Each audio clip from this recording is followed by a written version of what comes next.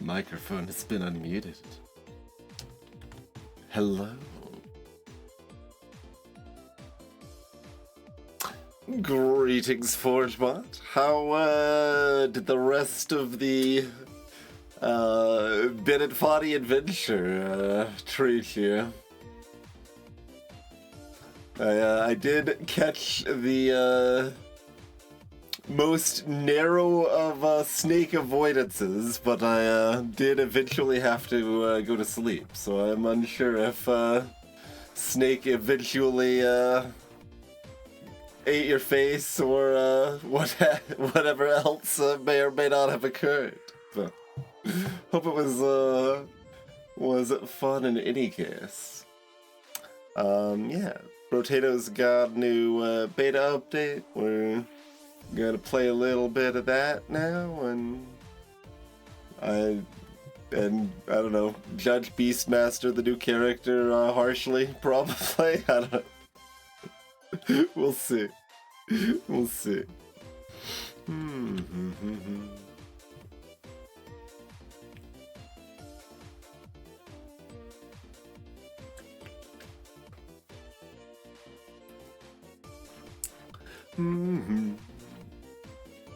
But there's not a huge amount of stuff. This is a fairly small update. We do get our little fancy new splash screen here.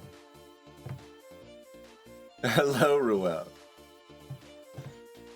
This shows off basically everything new. You got one new character. You got 1, 2, 3, 4, 5, 6, 7 new items. Is what we're looking at right now.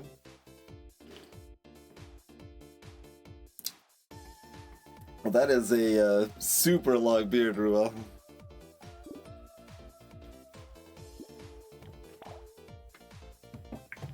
So, pets are a new item type. They're kind of like mobile structures, but they do scale more with more of your stats than structures do.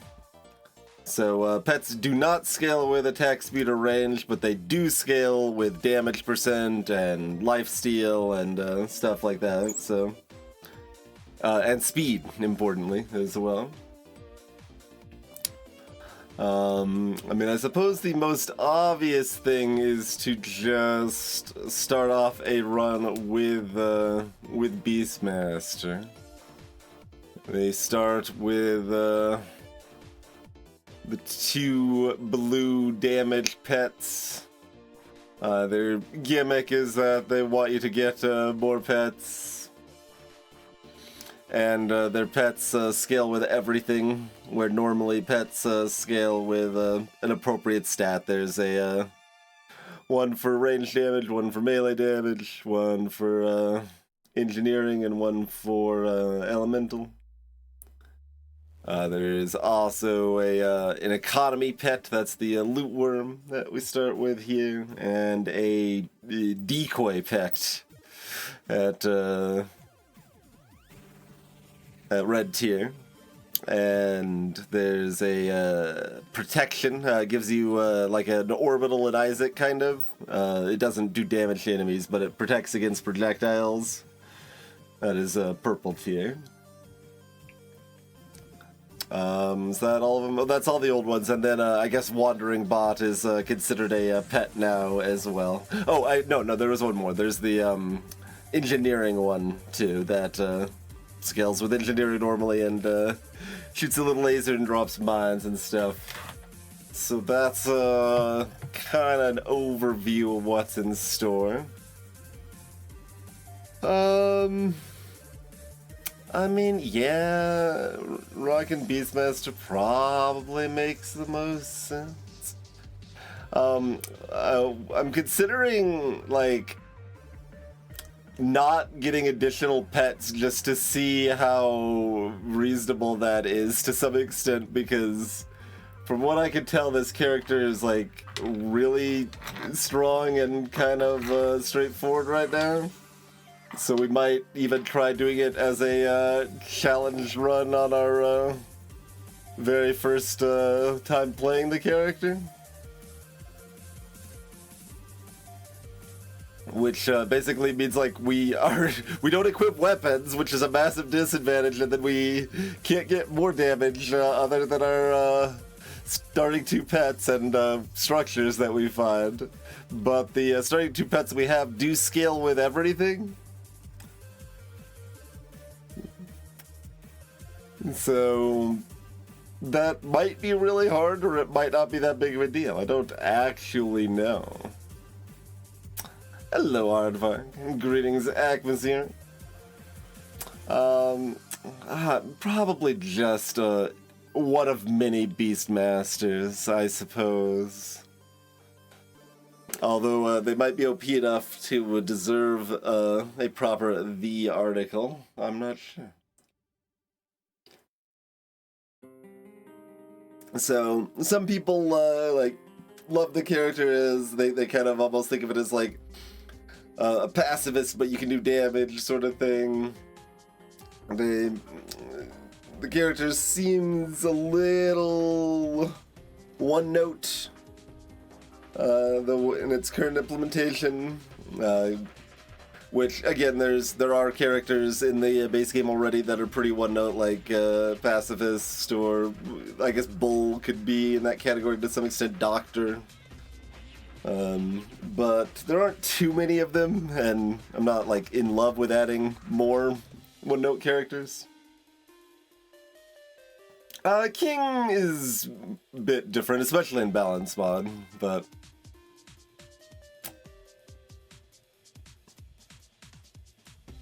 oh, you were saying as far as a AV rather than AA. Yes, fair.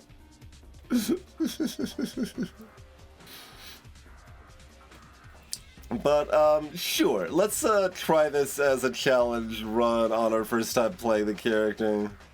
Probably questionable, but you know.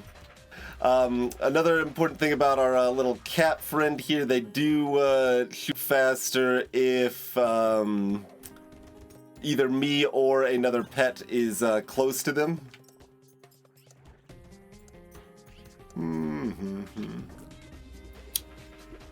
So that is a thing as well here. I mean, we can actually bring up their little stats thing here. So first of all, Lootworm runs around, picks up materials for us, and has a chance to double them.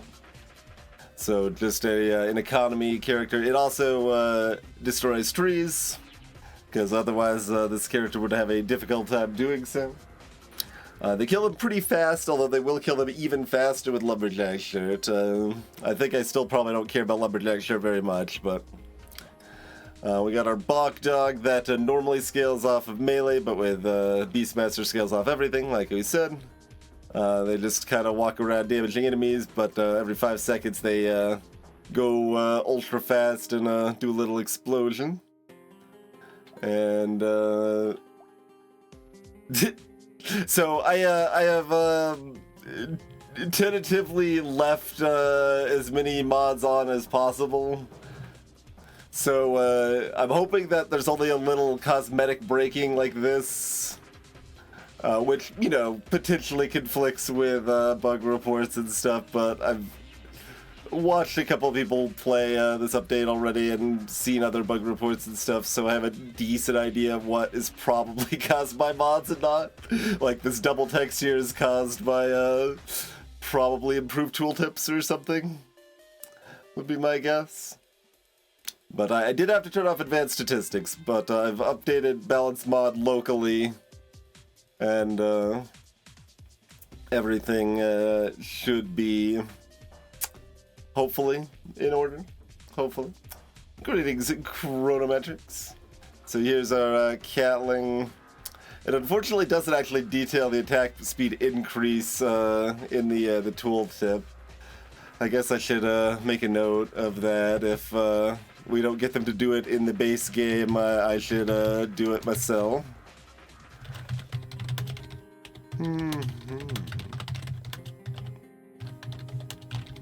Alright, made a note there. Oh, and I did forget one, because this wasn't in the original beta, but then it was added in the beta update. They decided to add a damage-dealing tier 1 pet as well. You got a little basic rat that just normally scales with health. Beastmaster scales with all the things, of course. But, yeah, so normally scales with health and just walks up to stuff and does damage. I think it prioritizes the highest health enemy, and I think Bonk Dog might do that too. But I am not exactly sure. I've only heard some of that secondhand rather than done any careful analysis. Another note on this screen, this is almost like a perfect little tutorial demonstration screen, because we've also got a baby gecko here, which has synergy with the loot worm. So rather than attracting the materials to the player, it will attract to the loot worm instead. So it gives us the chance to double it there. But we don't benefit from range at all. But it is also cheap. So I don't know exactly what we reckon there. For anyone just joining, I've decided to make the very first attempt at this character challenge run where we're not acquiring additional pets, just to see how plausible or unplausible that feels. So I am actually going to ban the Ratzilla rather than buy it. Obviously, if you're playing the character normally, you're supposed to buy it, but I'm gonna do a little stress testing since the character seems kind of too strong, so we'll test some extremes here. How do we feel about the rest of this stuff? Like, presumably, if I'm going this route especially, I want to be tanky. I'm gonna want dodge. So the minus dodge on Sludge, not too great.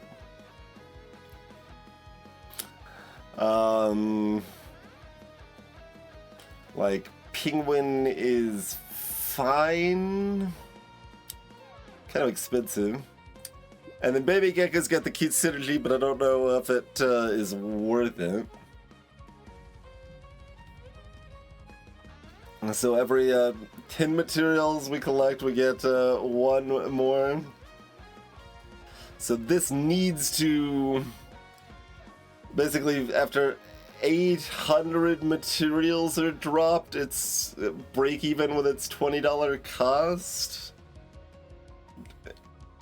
And does have the benefit of helping me get a little bit of money sooner, but then, like, break even isn't break even because inflation, right?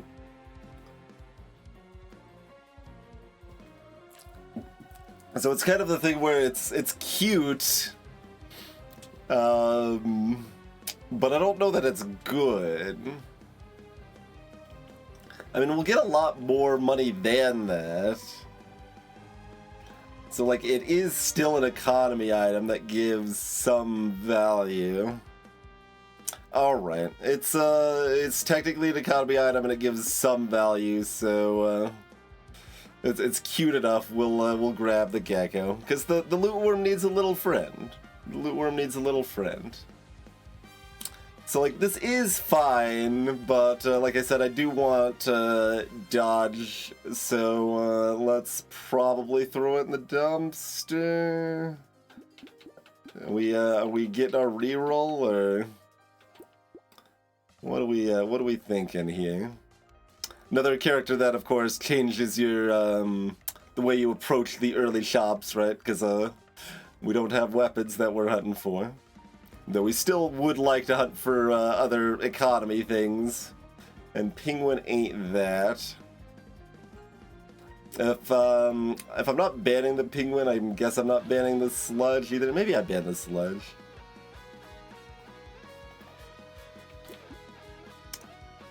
Yeah, it's not great. I mean, that is economy.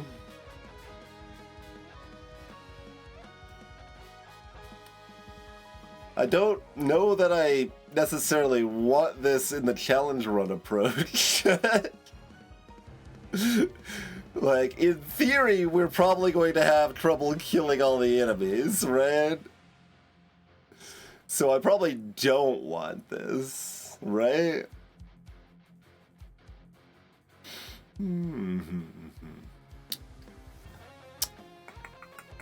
It seems like I don't want this. I probably don't want Onion with the double Horde wave.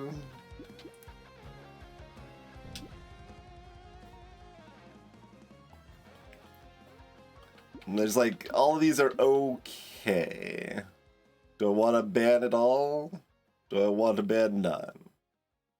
Like I said, pets do scale. I mean, this is pretty bad. Like, it reduces the damage, and I'm only going to have 2 pets doing damage to lifesteal. Like, if I've got a whole bunch of pets, then the lifesteal's going to be pretty decent, but we're not going to have enough pets that I'm going to really care about lifesteal. And I don't mind a head injury, but I think we're just hunting for the early economy really aggressively, so I should ban this? Because defensive stats are more important than offensive to a point. I mean, I'm still going to need enough offense to be able to kill things with my limited stuff. The other thing I'm looking for is, like, turrets and stuff, right?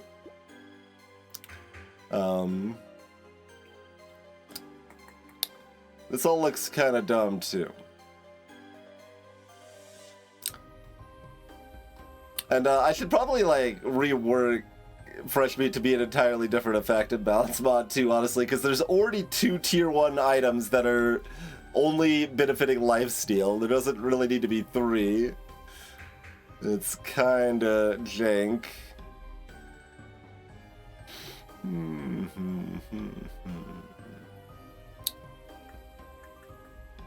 Butterfly, the one we just banned, in fact, is the third one, next to Bat and Meat there.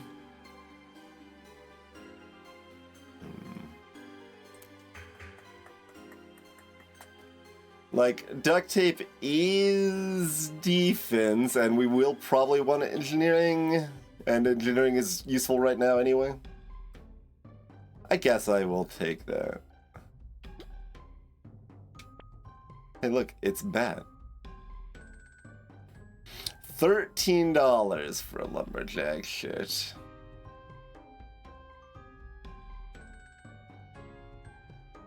It's like getting one extra ban.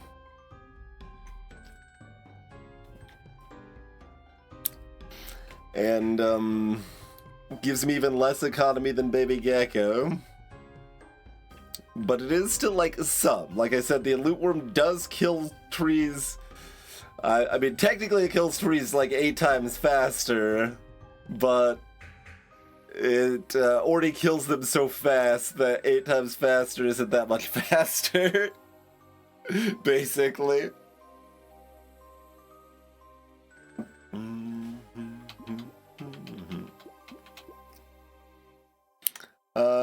We probably don't want small fish. Yeah, we're gonna be doing smaller amounts of damage. That's probably not gonna make the difference between a 1 or 2 shot. I mean, we don't have a downside with a weapon, which actually, or with a small fish, which is appealing. That becomes a lot better if we do not care about attack speed whatsoever. So I don't think I will lock it this early, but I would consider picking one up a little bit later. We'll save bans to try to get free rolls. So only question remains if I want this bad lumberjack shit. I'm a lumberjack, I guess. I think it's probably still wrong, and that's with Balance Mod reducing the price of it too, but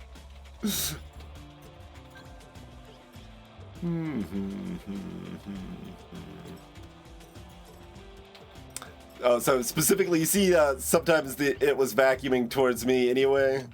Should have been picking up a couple. There we go. That's good enough.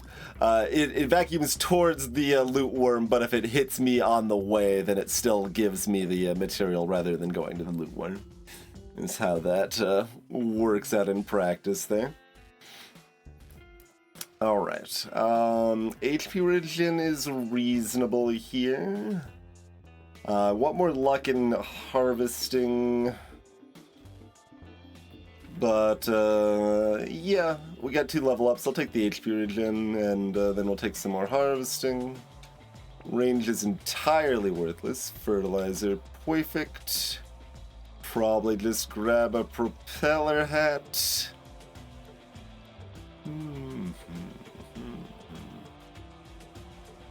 Yeah, we'll grab a propeller hat. So monkey is reduced damage, but not a ton. And we do have a loot worm and baby gecko helping monkey stay on track. I mean, we really do probably want monkey, and we did just find ourselves with some more harvesting and luck here, so we did at least get some other decent economy going here. Can't help but I notice I have multiple pets. The challenge run was I don't buy pets. This character starts with 3. Sir.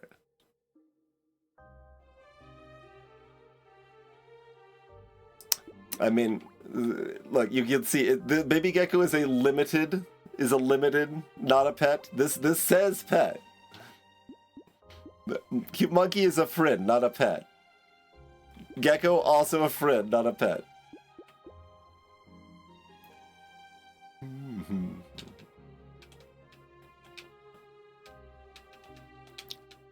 Monkey's gonna be pretty good.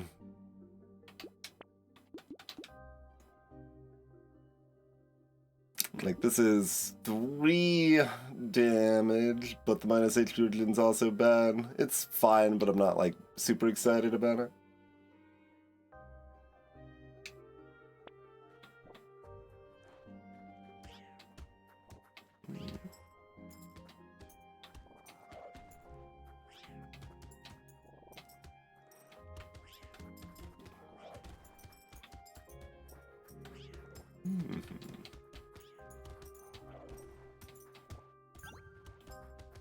We definitely want the, well, Bug Dog's gonna make sure we try to get some curse whether we want it or not. But I want the loot worm to pick up as much as possible. Yeah, we'll take that for 6. Pets do crit, but only at times 1.5, so it's not that exciting. Blue or better is still only about 20%. We can still take more harvesting here. That's fine. Landmine is additional damage. Okay, I'll take both of those. Am I rolling once? Shrug? I guess. Pretty good roll. Pretty good roll. I have 2 HP regen and no other healing. And no weapon. I think I can't take a weird ghost. That would be on wave 5. If I could buy it this wave, it might actually be fine, but I don't think I could do it on 5+ here. Oh, we're not clearing the hordes, I don't think. And in fact, this challenge might need elites, but as far as the hordes go, we are surviving them, not clearing them is the goal, right?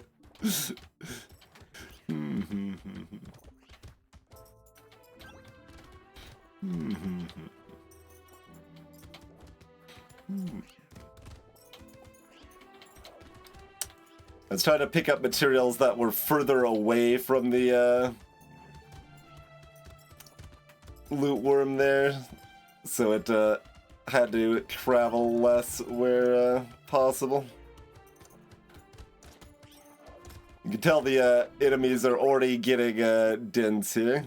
We are getting loads of harvesting, which is massively reducing our damage output from our limited damage sources, too, but massively is a bit strong, but you know, it is. Let's get some damage up. We can probably do better than a white tier now.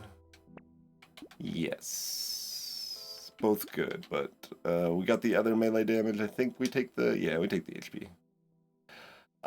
Fishhook here. Okay.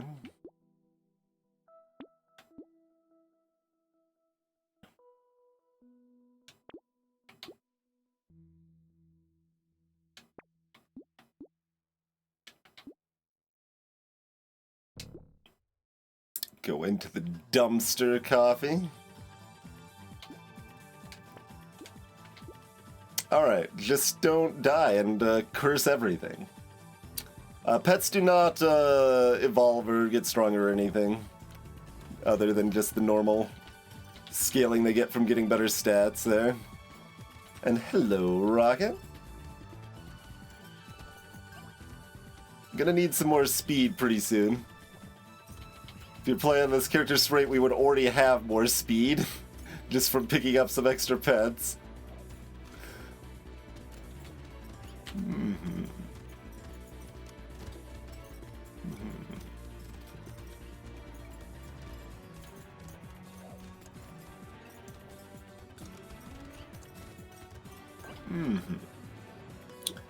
Yeah, the pets get your stats where appropriate other than attack speed and range. So they can crit, they get damage percent, they can lifesteal. Lootworm collecting has a 10% chance to double it. So materials the lootworm picks up are worth 1.1 instead of 1.0, basically.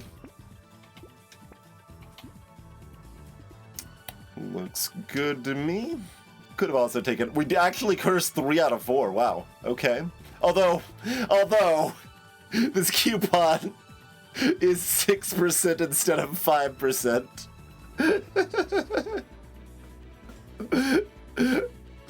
That's fair. I mean, that's still good, but you don't often see the curse roll quite that bad. No, the monkey actually rolled well. They're normally 8%.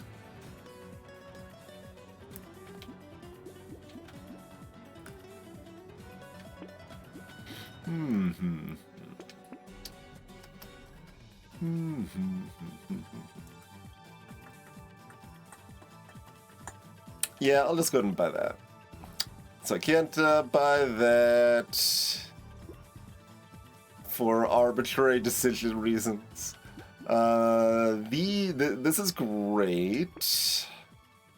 This is good. And yeah, I will get a goat skull as well. So again, for those just joining, we are intentionally not buying extra pets to kind of stress test the character a little bit here. Do we want any of these 3 things? So the current statement from Evil Empire is that they don't want to remove attack speed items from Beastmaster's pool because they could still technically benefit them if you get improved tools. They would improve structures at that point. I don't think that's a good enough reason. I think pure attack speed items shouldn't appear in their pool, and I will remove them in balance mod, but have not yet. Play the character as is at least once, right?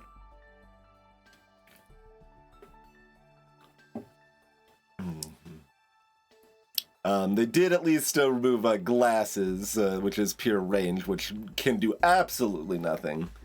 Whereas attack speed is only, honestly, equally worthless because, like, I don't know. I'm still not taking crystal.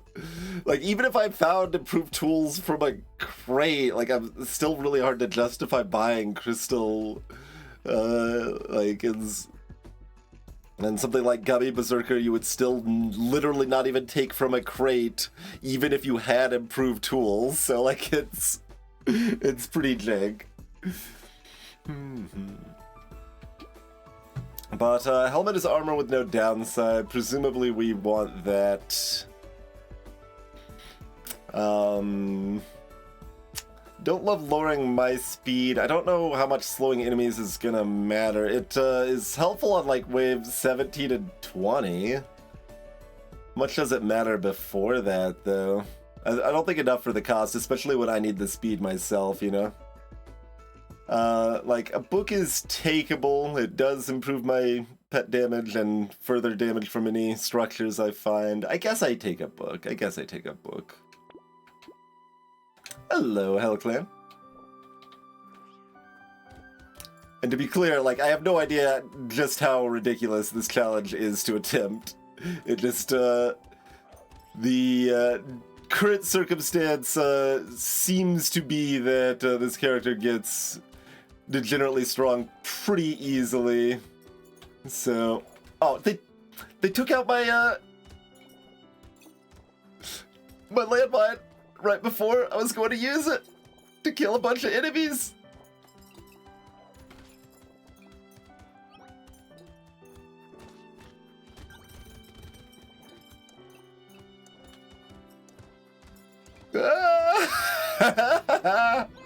I need some speed desperately, or something else needs to change. Yeah, how about that 6 speed? How about that 6 speed? I kind of forgot to look for more things to lock, but this getting cursed was great, so.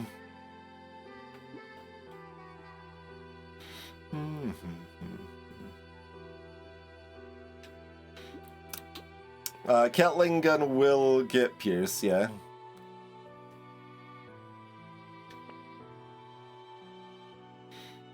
I'm gonna take some more damage. I'll just buy the landmines immediately, actually, because cursing them doesn't really do anything.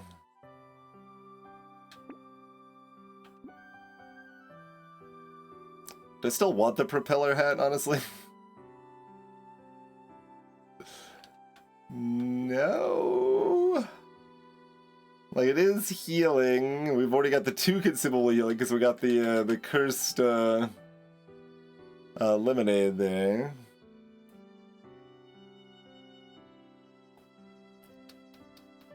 What is your actual damage numbers?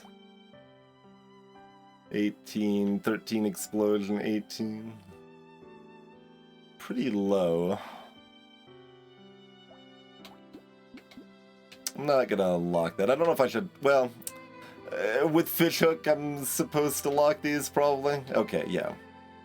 If Shady and Propeller Hat don't curse, we probably don't buy them though. I think is the case here.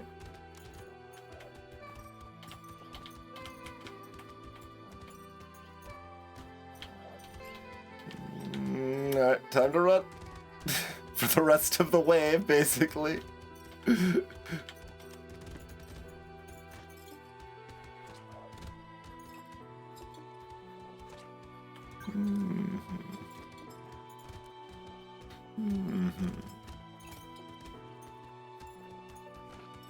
Friggin' loot goblin doing damage to me instead of giving me delicious prizes.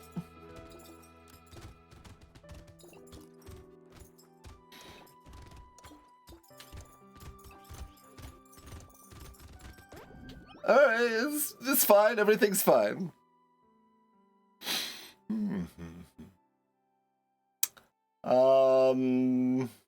What do we reckon here? Should I be rolling for armor and speed? Or do I just take damage?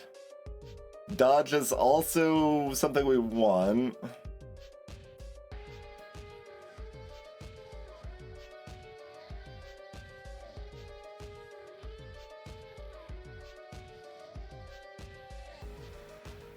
I'm gonna poke a little bit. Yeah, okay, we'll take 3 armor. Alright, none of that curse. We do not want bait. I do not have enough damage output. Take the monkey.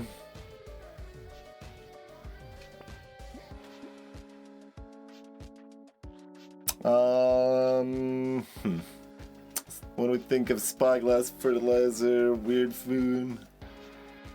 Presumably we want weird food. Need more speed again.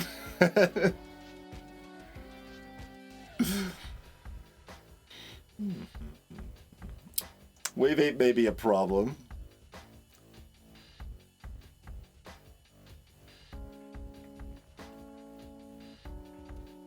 That's too far out. I shouldn't take this fertilizer at this point. What do we think of spyglass?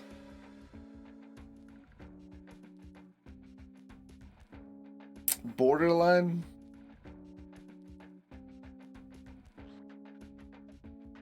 Like, we don't benefit from the range.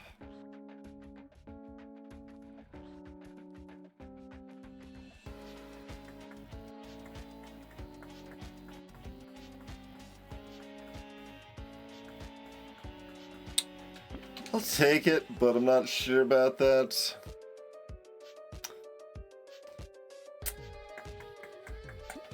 That's 3 damage hits. Yeah, I should take the charcoal. I mean, mostly I was against damaging pets for this gimmick, but I did just say pets in general. We'll stick with that. That's fine. But yeah, there's the. I don't think I actually talked about them much. I like pointed out that they were a thing on the title screen, but that was it. So yeah, they just have a reasonably small circle and move around the map, and then kind of a circle around the edge of the map. And if you're inside the order, when you successfully lifesteal or HP regen, you get 2 instead of 1, basically. For the moth.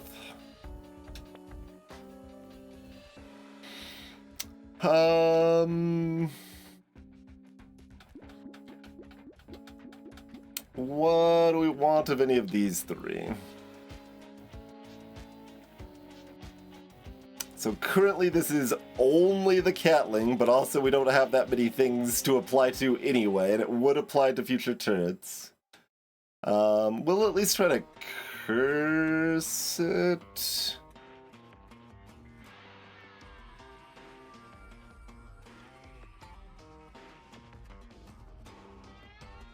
This does immediately improve my damage. And would apply to sausage if we found one.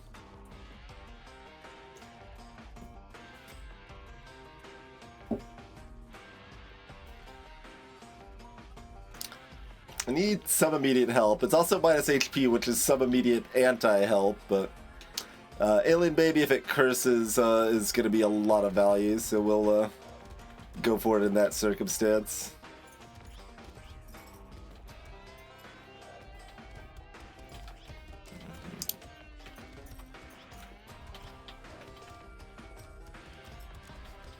Don't actually know how I evaded that hit there.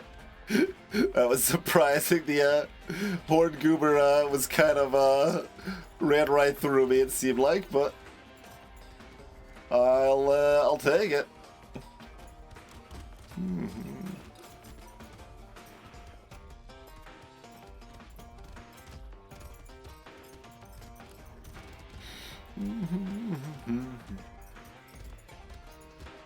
Can't get close enough to the catling to make them enraged to get the bonus damage there. Yeah, we'll take a $24 mare. 9% dodge is good.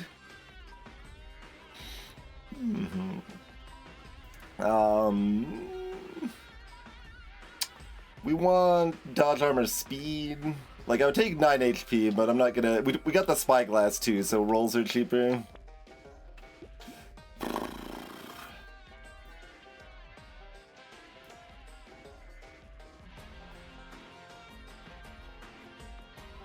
Like, that's not bad. If we roll, we can't hit speed either.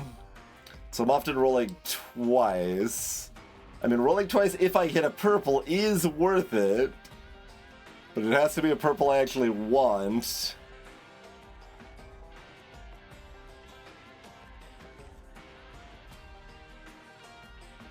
Which ain't terribly great odds. Alright, we'll take the dodge here. Okay, we've got HP now. Which of, what do we want doubled? We could triple our HP. Have you considered tripling HP instead of merely doubling it? I can also triple my speed. And if I had more structures, this would be appealing. And we are increasing the enemy health by a lot more than 6% because it's also giving us a bunch of curse, is the other factor here, but...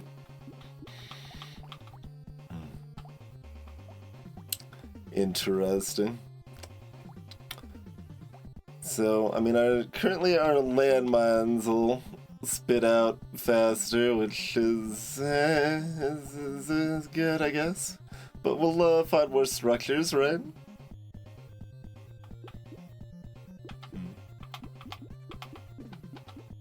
I'm not actually sure. Certainly default thought this is, you know, more cost, more raw value, so doubly it's better. It's just, the downside of the cursed enemy health is a lot.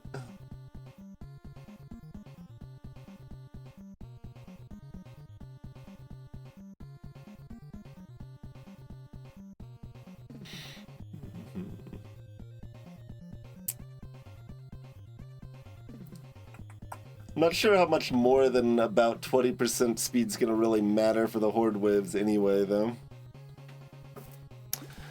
Alright, we got 82 HP before wave 9. How's it going? Are we locking this snail to try to curse it? Yeah, probably. Unfortunate. This character is also doubly favored to find pets.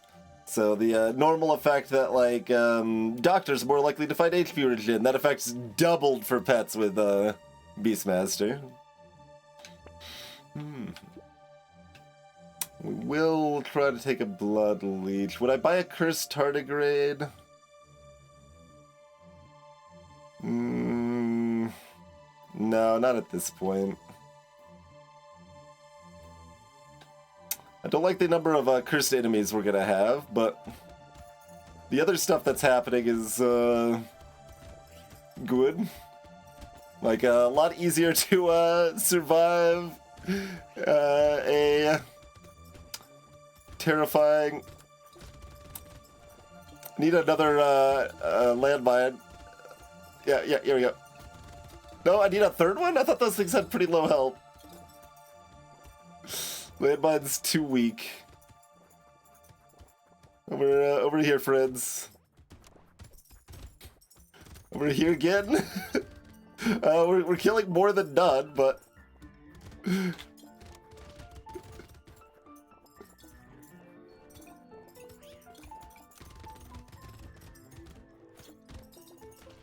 not healers on this wave, are there? I don't think so.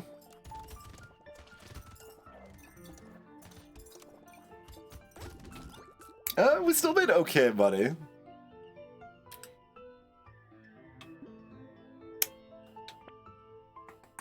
Let's try to find better. Maybe it's just this.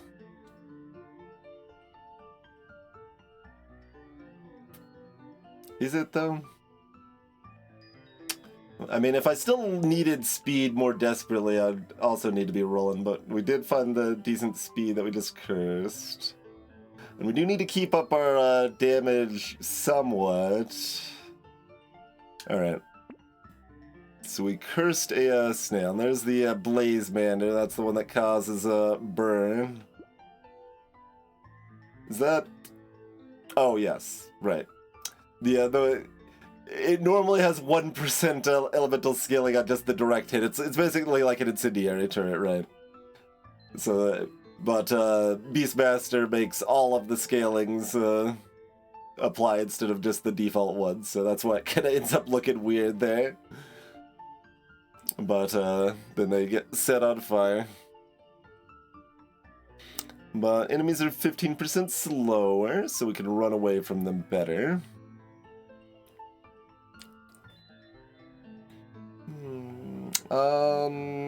This is a lot worse without cursing it, but I kind of need whatever healing I can get.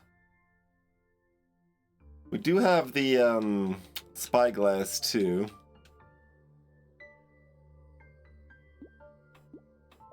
I got distracted. We did curse the snail, so we have no pity bonus. So it's only 20% to curse the sharp bullet. Yeah, I'll take it.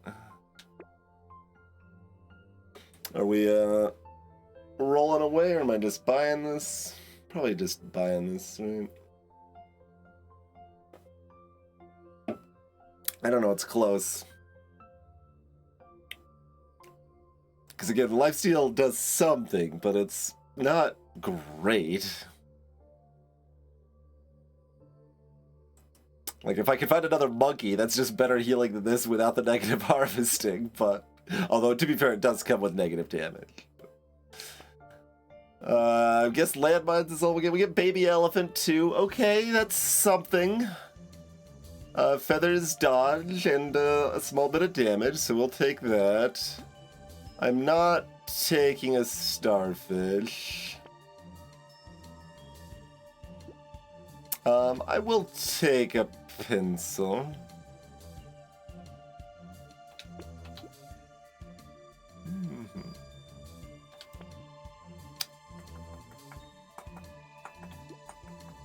How do we feel about cursing some of this stuff? And do we want a claw tree? I guess I want a claw tree.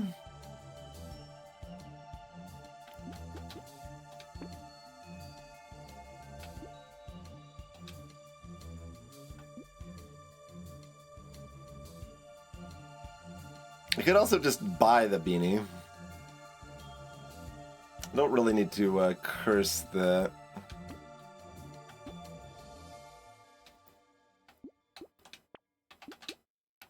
Okay.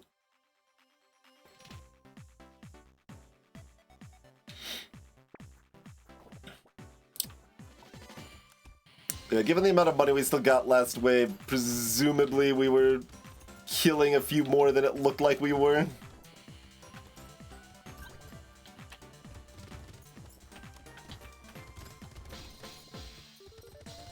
As new ones kept joining the swarm and all.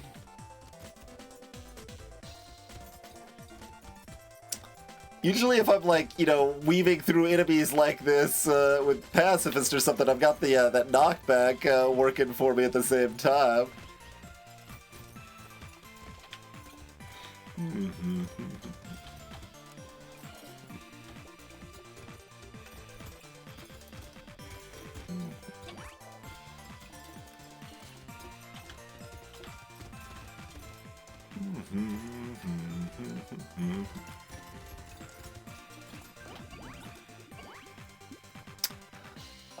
For 20, and it comes with 2 engineering? Yeah, we take that for 20.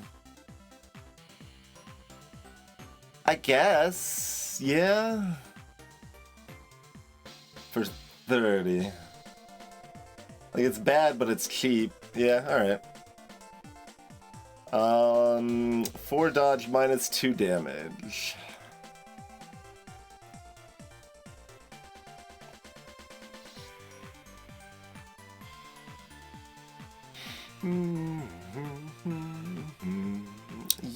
Yes. Yes.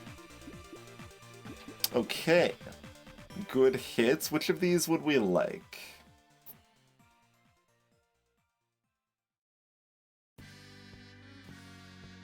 Like, I've got a bajillion HP, so I just need to survive, right? And this is red, though. It's red. It does meaningfully increase our damage output. which is also our economy.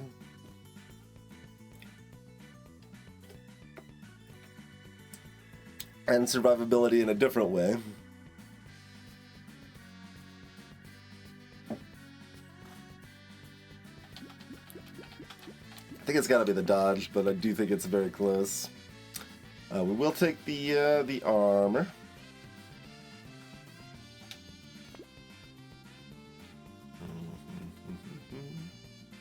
Alright, go ahead and buy these 3 anyway, I think. Don't know if I should be buying the spyglass here, but once I've already got one.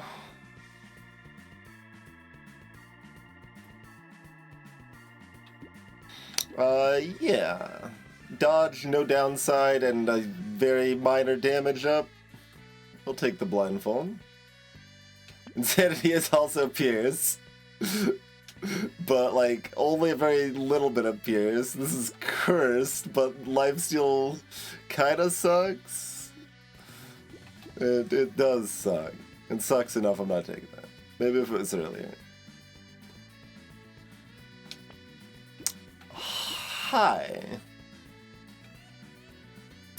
That's a lot of damage down, but we would be dodge capped.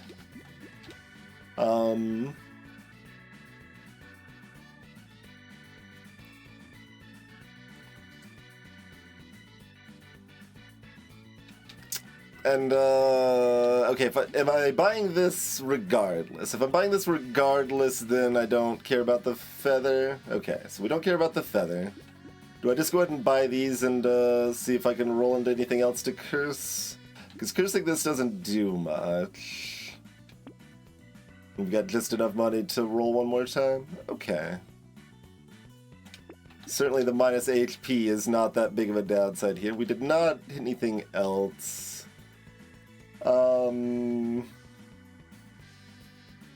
do we actually feel about a gecko? Like, I've got 2 monkeys, and we're gonna be in a horde with... I don't know how much stuff is dying, but, like, monkeys are, like, a pretty huge part of our healing, actually.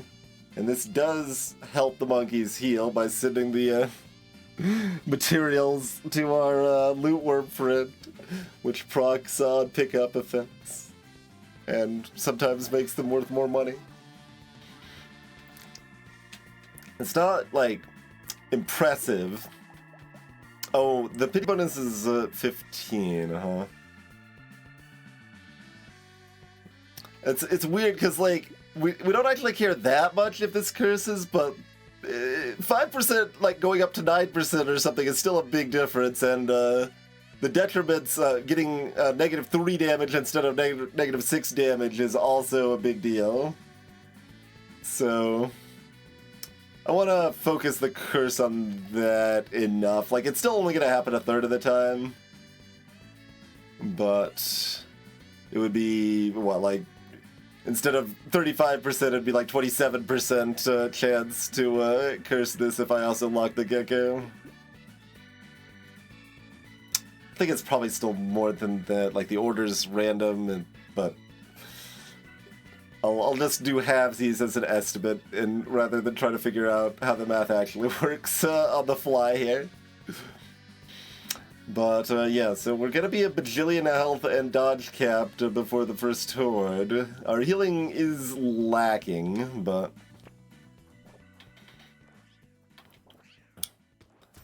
I mean, as far as these things go, I can't be upset about it, really, like... The, oh, this is just death, though, isn't it? The mummies. I've got enough, protections. Can Cat give me some knockback, please? No? It's not quite death, but I needed more speed for this wave. I wasn't thinking about it. Especially those, cursed ones.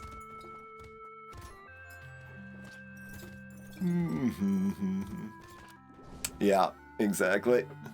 Like, I don't know if we ever could beat this wave, actually. It's kind of funny because I mean, I guess we probably can eventually, but, like, when we get this cursed... Oh, we've got no knockback left, yeah. We got no knockback left anyway.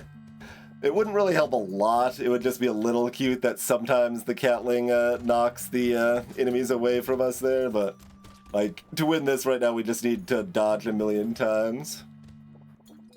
I mostly want to see if I can get past this wave because I'm curious how we do against the Horde wave, right? Like, I think the Horde wave's... Well, no, the Horde wave's not easier because it's got mummies, too. Yeah, so, like, if, like, Abyssal Terrors actually would be much easier for this than, Crash Zone because of the mummies, right? The mummies actually, ruin everything. Anglerfish are kind of in that same vein, but they... I don't know actually is there, but they dash and then do stop a little bit, so if you've got enough speed you can get away from the anglerfish, and that's not really true of the mummies.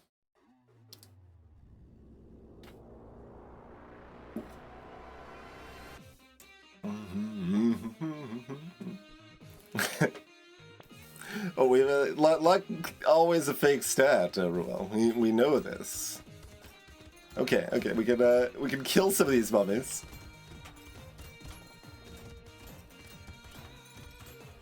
Enraged cat.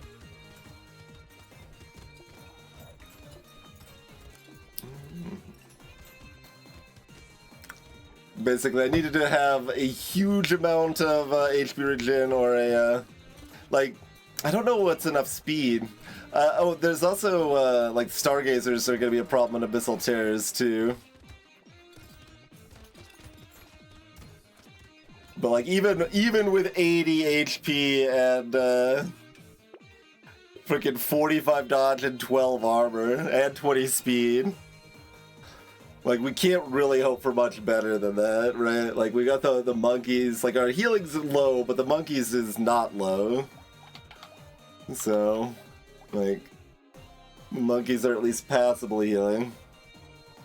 And we're even slowing them down with a cursed snail, too, right? Alright, you need more than 2 pets. Like, that's in the spot where it's like, yeah, it's possible, but the amount of luck required to pull it off is going to be too high, I think. I forget if mummies actually stop increasing speed or not.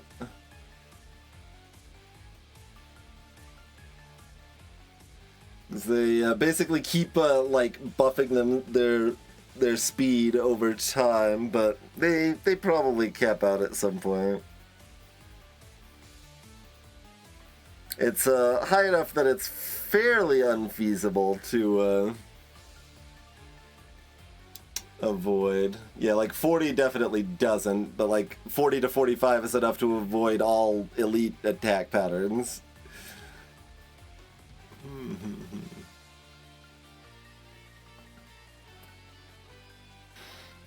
And even if you're not purely outrunning them, if you're mostly outrunning them, they can also get tangled inside of other enemies, right, and get stuck too. The only other angle would be if we had managed to find, like, several turrets and a good amount of knockback. Then that can keep pushing them away from me or whatever. But yeah, I think that challenge would be easier on Abyss. But you would still have problems with the monstrosities spawning from the Stargazer vats and the anglerfish. Still cute. We had some lucky hits that were interesting. Like, we had in-game HP by wave 9, which was cute. Alright, let's switch it to Abyss, and then we'll just play this normally, and it'll be degen, right? Well, that's how we contrast it. We do the run where we deprive ourselves first, and then it's like, oh, Poor gobbler. Never had a chance to eat. Died starving. Bog dog just ate their poor face.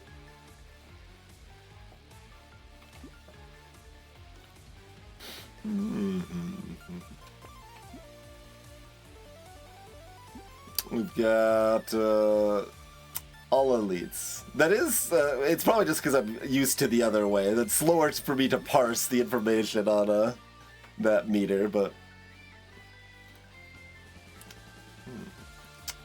I guess that's new thing too, right? The little visual of this there. A little bit of luck's fine. Harvesting is better, obviously. You know what? Just don't worry about it too much. Just do things that feel about right, you know?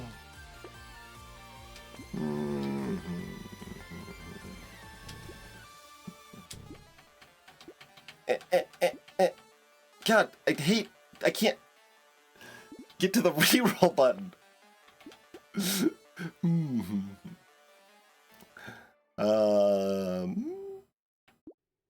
Nah. No. Nah. Maybe? Nah. Nah.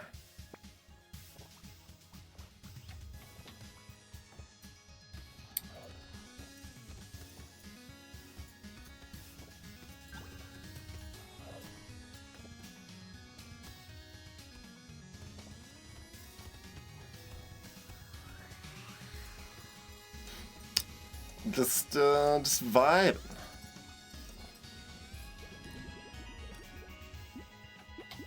Fair enough. I'm gonna take that over the harvesting. We're getting harvesting here anyway.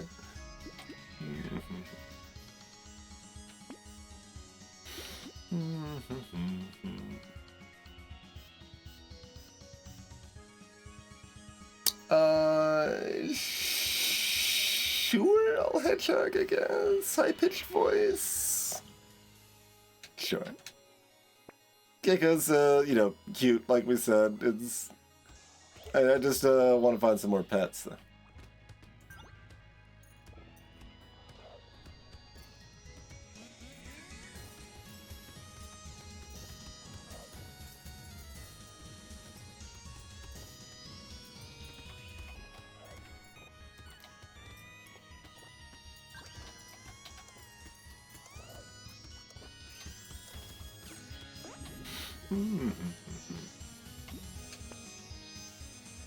Could get a little more luck.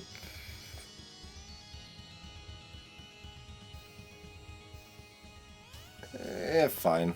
8 harvesting, good. I don't think I respect landmines enough here.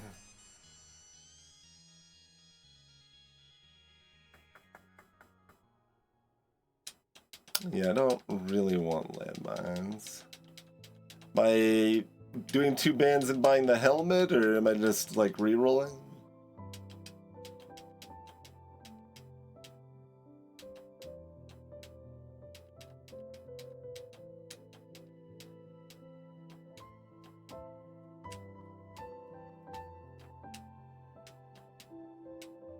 It's like, I don't hate a boxing glove.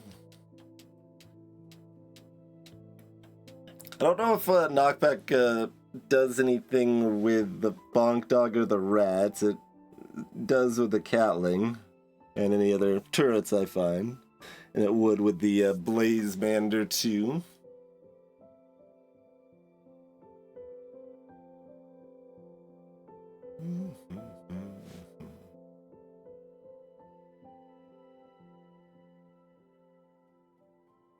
Get out of my sight.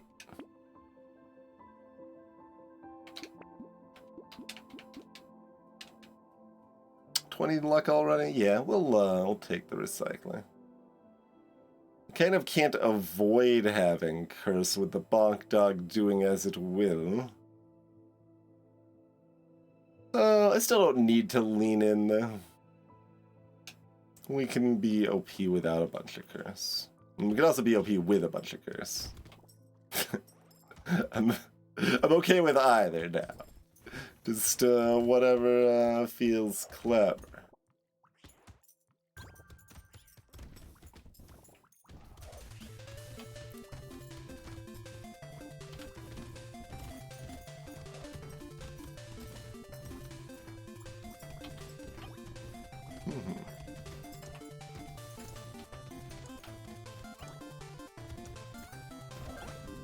Yeah, they killed 2 cursed goblins there. I mean, I'm gonna get a lot of speed for free. I shouldn't build it for the level ups. Luck. Oh, 11 harvesting? Fair enough.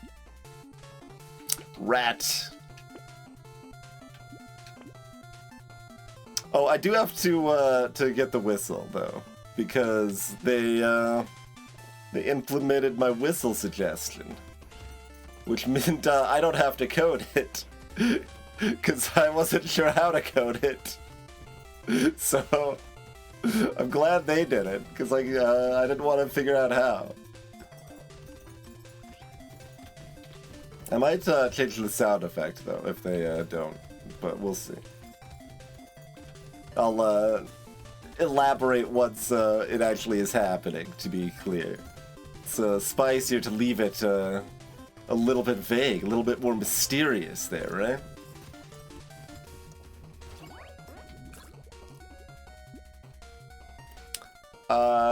Fine for that price, I guess. I guess we have a recycler, so maybe not for that price, but whatever. I already took it. It's fine. Give me this whistle.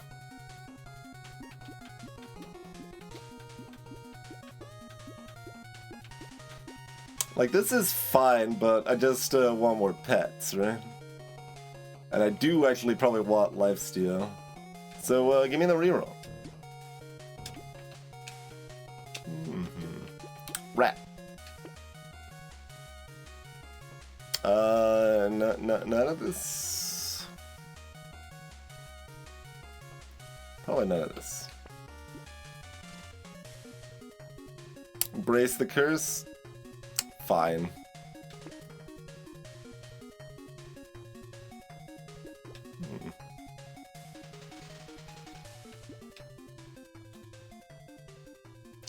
Do we want shrooms? Not particularly.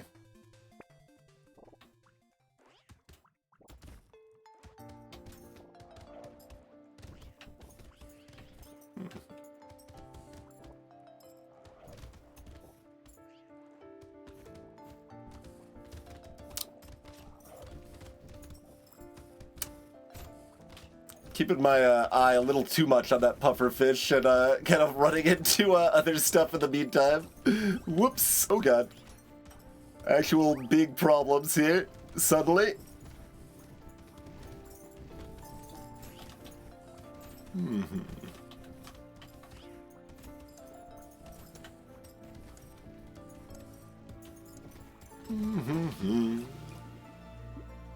Turn.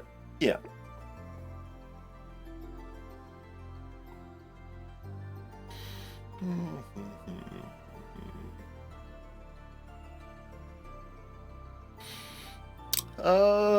I mean, purple odd's still pretty low. How much do we want dodge?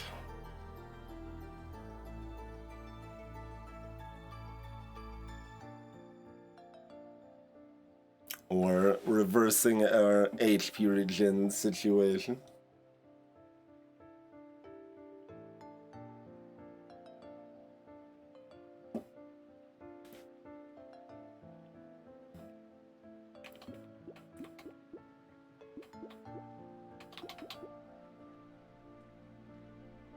I mean, I kind of need damage.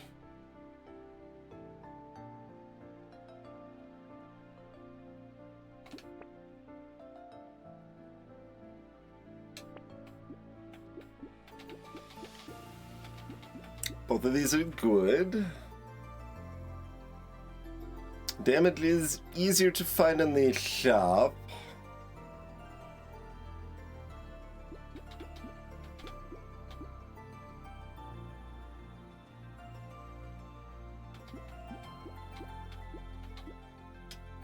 I'll take the damage still.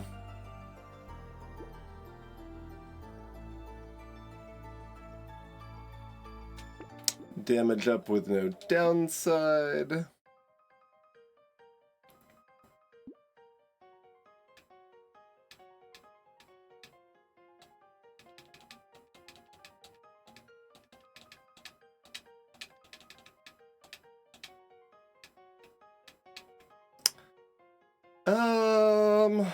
Like, this is fine.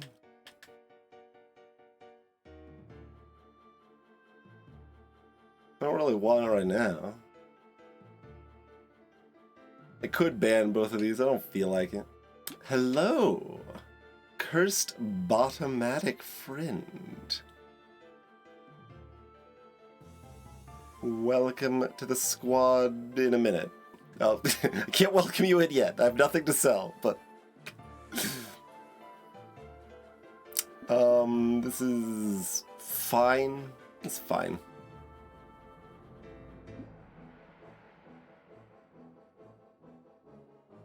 This is -2 damage. I don't think I want this.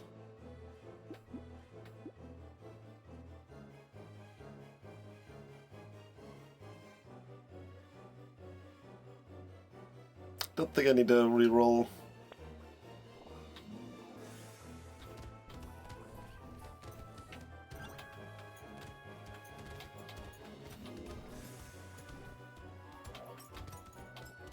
Nice little death scythe turret. I mean, that's kind of what Tyler imagines themselves as, even if they don't quite live up to that ideal. Should probably be trying to spend a little more time petting the kitty.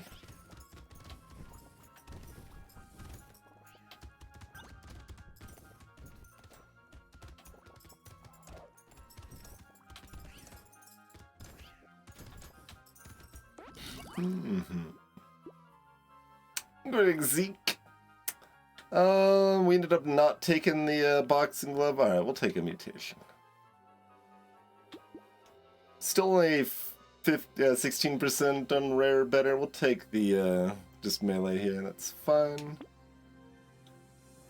Do we want the burst of speed early? Nah, just give me cool stuff instead. We'll get speed by buying more pets. It's fine. I said cool stuff, not 2 stats that do literally nothing for me.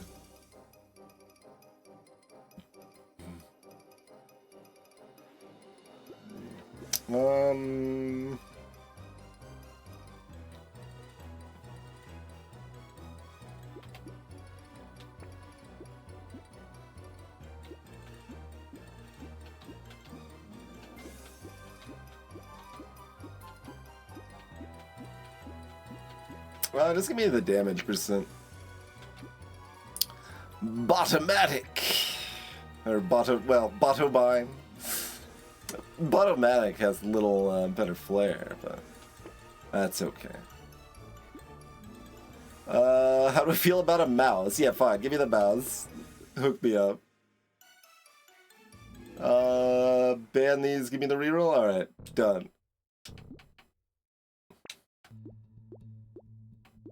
Burn spreads. Yeah, sure. I mean, I can sort of stand still. If I had, like, more catlings, then I'd be more inclined to coral. Or more turrets.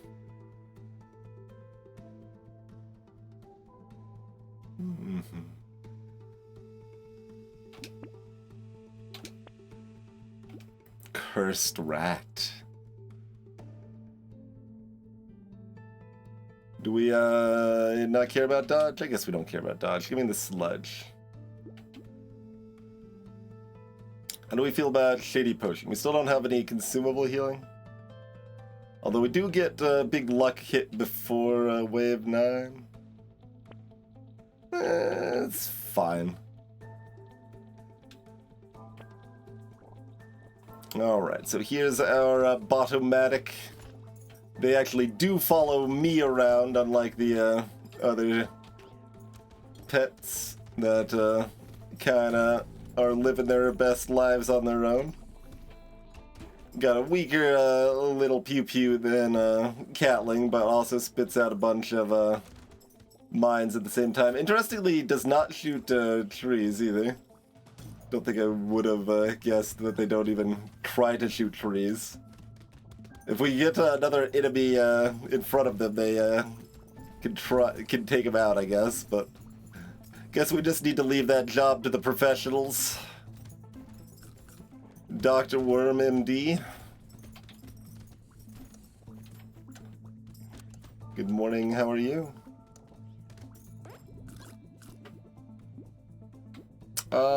Fine. Loads of luck. Rat. Luck. I get the free roll. Rat.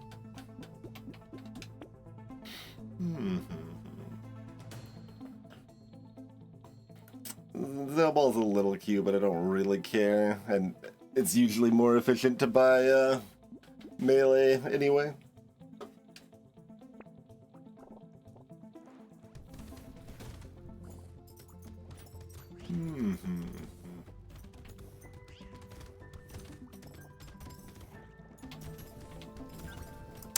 The Cursed Egg Lord took a little bit to take down, but honestly still not that much.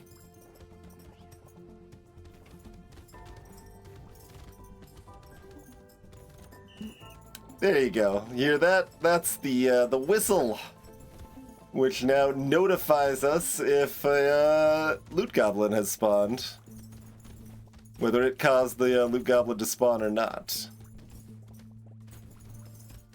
The actual sound effect they chose feels like a little too much danger rather than, ooh, bonus sort of kind of vibes, but yeah, I'd thought that would be a cute idea for Whistle for a long time and formally suggested it, and they added it. So happy to see that in play.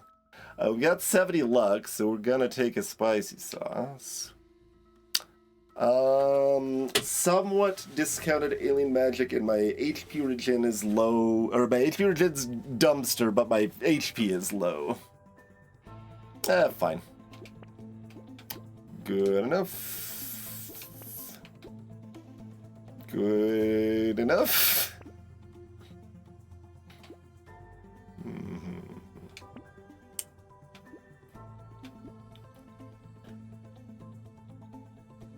Sure. Elephant me. Rats off to you. Chelete ring. So bad. Take a vest. I'll take a feather. Dog. Sausage, not sauce.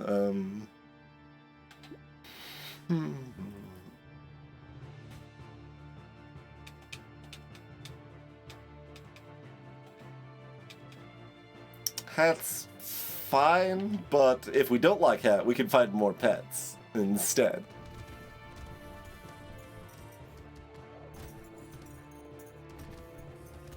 And each pet I get makes all of my pets faster, which definitely helps my rats and Dr. Worm. But you can see I basically already don't have to move by wave 10 here.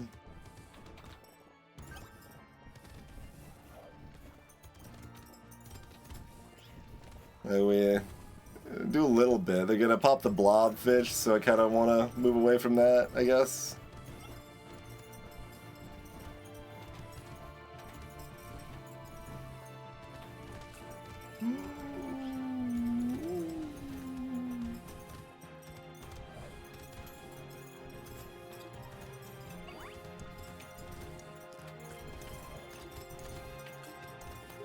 Try to get some spicy sauce explosions at the last second. Sure, I mean, this is bad. Did we pick up the bullet? We did. It still applies to the bot and the cat only. And one basic turret, I guess. It's not worth it, but I'm taking it anyway. We're already at that vibe, is what I'm saying. Dodge, sure. Give me the dodge. I mean, this has no downside. We'll take the coral. That's fine. Use some more luck, sure. That's still cheap enough. Oh, are we flagging? We're flagging.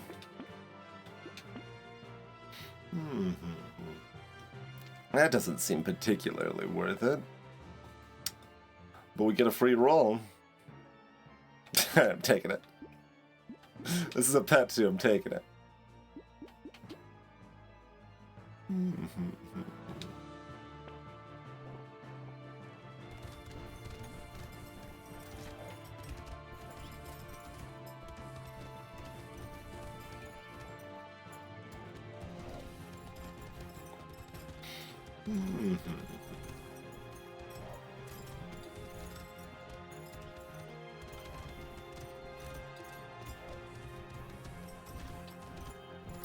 With the extra cursed enemy and health and all from the Black Flag, we're probably a little more likely to have to move around for a couple waves. And my HP is still, like, not that great, so against the elite we might be still running for our lives a little bit.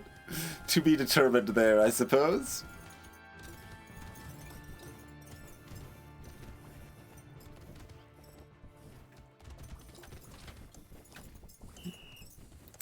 Last second. Get the cat! Cat! Good work, cat. Good work, cat. Stay next to the cat to make sure they got the bonus damage. Hello, Adoran. That's great. That's good for that cost, I guess. Purple's 25% or better.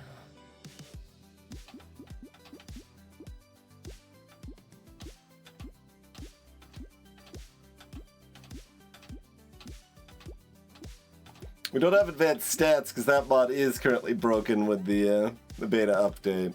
So I won't be able to actually see like breakdowns of fruit versus lifesteal healing, for example, unfortunately. Hello, Nico. Welcome to the stream. That could be a lot of things. If you're on mobile, it looks very different than PC. If you're talking about the icons that are on screen right now for the upgrades, that is a mod, changing the icons for the level up, rather than being these weird like brain and eyes things. It's appropriate icons. Or the third question would be if it was there's beta update that has added these pets and stuff, and the I guess the fourth thing would be console doesn't have the new Dawn and beta updates, but will start getting them this quarter, this year. I don't know exactly when yet, but within the next couple months anyway.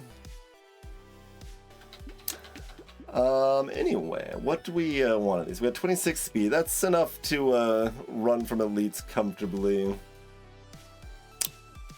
I guess, yeah, armor's good enough, and we're gonna try to actually build dodge properly. We'll take the dodge. We'll get there. Probably.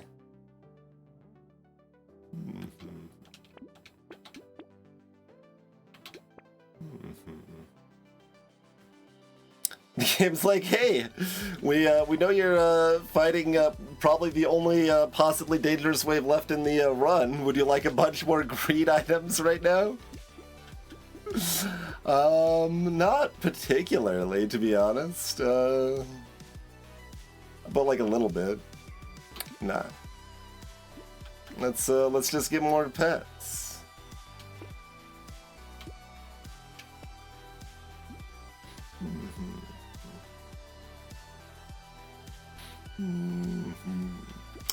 Alright, that says pet. You gotta take it because it says pet.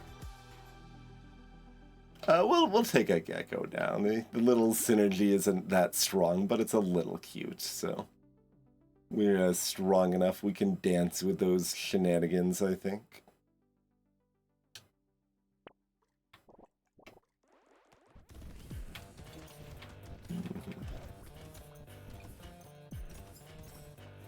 The rat armada is going to feast upon the jellyfish. Can we get the cat, like, more to... Well, alright, fine. We can go dance with the jellyfish. It'll be dead soon.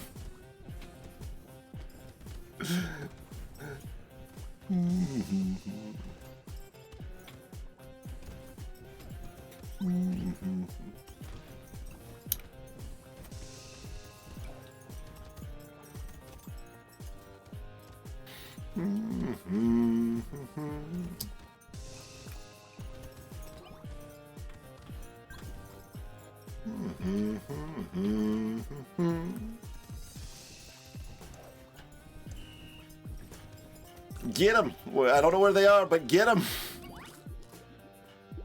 Potato! Lemonade is good. We can do better. More damage. Sure, our damage is still pretty low.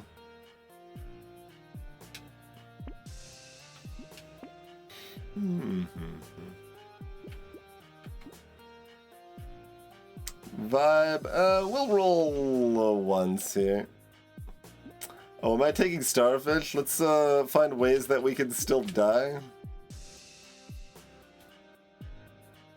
I don't think I respect Celerity enough to take it to die to that though. We'll let starfish try to kill us instead. I say that, but you know what? We'll take it. We'll take it. Actually, I guess I should just buy these if I'm taking the tea though. It's this late and we've got piggy bank. Do we even want to keep on with the piggy bank situation? I'm gonna just say no. It's close.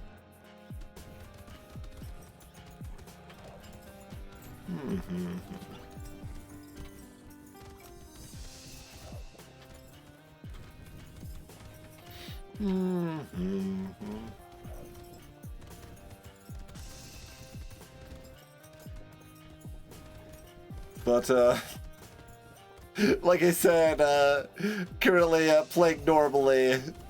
Oh, there's a crash. That's probably a mod, but what's gonna cause that right now, I wonder?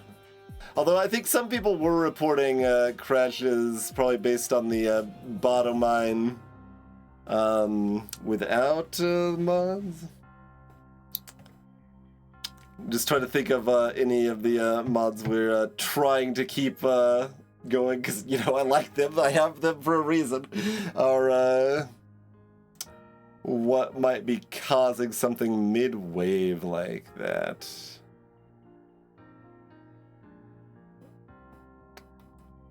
Like, none of the mods should do something mid-wave. Like, there is a mod that does. There's a mod that is like a on-screen damage tracker thing, and that breaks with the bottom mine. That's a pretty popular one, so there are a lot of people that were having crash problems with that. And this is, of course, while testing, they don't want you to have a bunch of mods on, so you can tell more clearly if you're reporting a crash bug that is their fault or not, you know.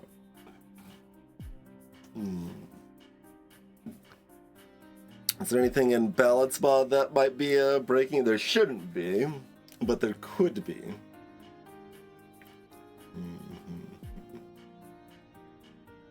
Like, I guess the most likely is improved tooltips, but I don't think that would be it either. We'll unsubscribe from that for now, though, and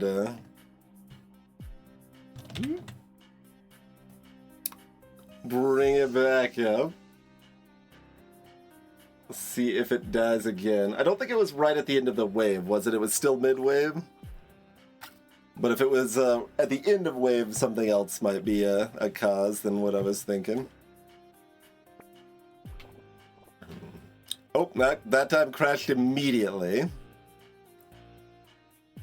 Interesting, interesting.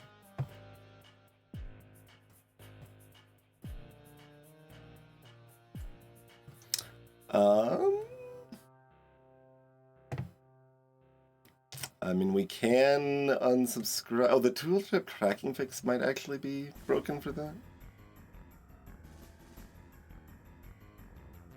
Alright, fine. We will, in fact, unsubscribe from everything other than balance mod. Given that alters a bunch of items and stuff, it seems like that might break it more uninstalling it, but we'll give it a try. To be clear, the balance mod of the workshop will not work with the beta update currently, but I've got a local version that, in theory, should have addressed the changes.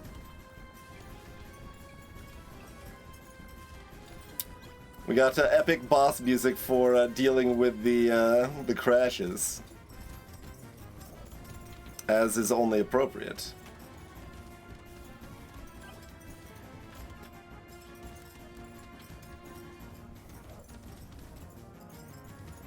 Where's the other cat? They're just off doing their own things. Oh, there they are. Okay.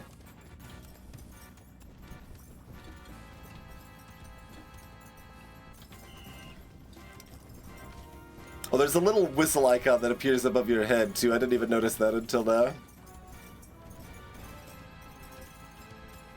And there's also a little, like, bunch of little yellow marks around the loot goblin where it spawned. It can still be hard to find them sometimes, but I think that's a fun addition to give you the ability to hunt down the loot goblins when they're spawning. No. Man, you get that in your internal instincts, like, oh man, 15 attack speed, that's perfect. Nope, nope. Complete garbage on this character, turns out.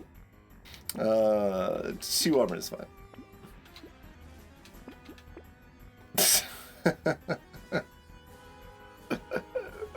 Alright, we did say we were going to continue finding ways we could still lose. Like, there's no reason for me to greed extra value this much. Like, the late game is going to be easy. The only threat is going to be the short game, but, you know, that's fine. We can go to Llama's school all day long.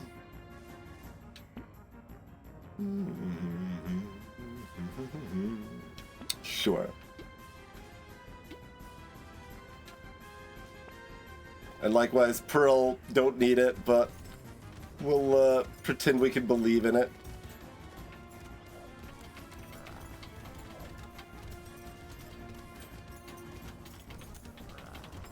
Alright, we will have to move away from our catlings now, but...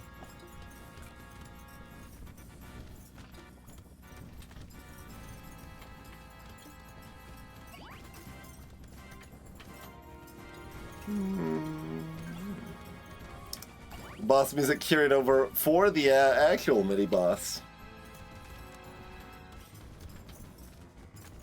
Playlist got us covered. We did slow down our pets quite a bit, which actually does hurt our economy a little bit for the worm not being able to pick up materials as quickly, but I think that's going to be a little bit offset by the plus 70% materials, or 60, whatever it's at. I tweaked it a little bit in balance mode.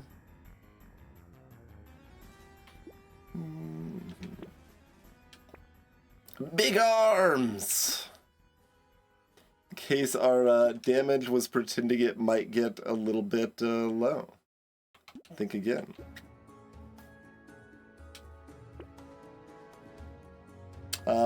Sure. We've already got 1,000 materials from that wave. Okay. Do it up then.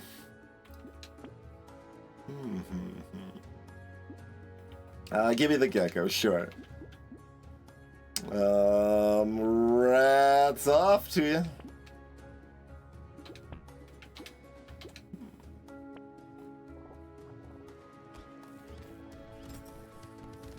I mean, I realize we've got a gobbler's hat and a starfish, among other things, but I'll still just say this is how degenerate this character is by default. Approximately. Within an order of magnitude at least, right?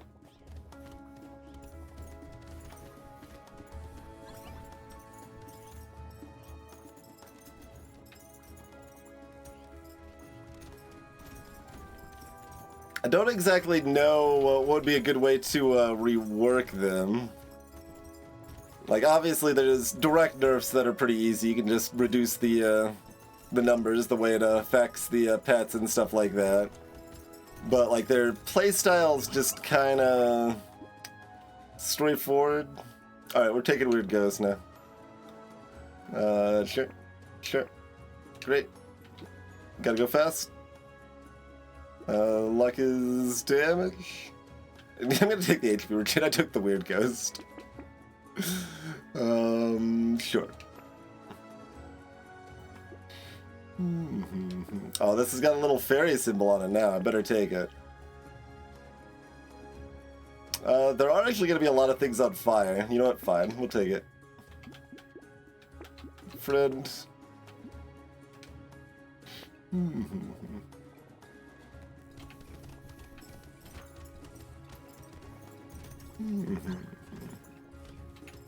Like I said, we gotta still give ourselves some ways that we can lose. Allow for the throw.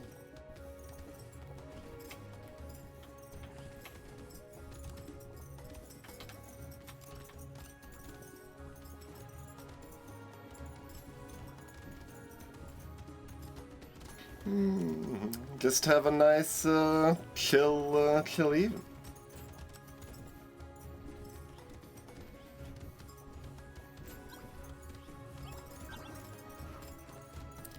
Yeah, I mean, I guess the biggest thing is, like, on its, like, in a vacuum, having a character like this is fine. It's just that we already have at least 3 of them, right? Like, this ground is already pretty well covered by Bull plus, like, Engineer plus Pacifist.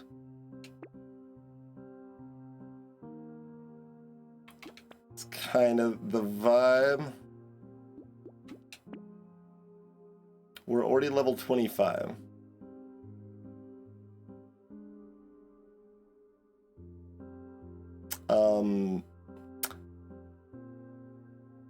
Interesting? Why is, I guess the, crashes have, also broken balance mod to some extent? Because I didn't actually, Oh, I turned it off accidentally, incidentally. Because... Right. I don't know if this is even worth explaining, because it's a kind of internal way mods work, but I guess I might as well here. What do we want first? I'll just take this, it's fine. So to run a mod in the game locally, you have to put it inside the folder of another installed mod, and I uninstalled the mod that it was in the folder of, therefore it's no longer running, even though I didn't delete the files that are there, basically.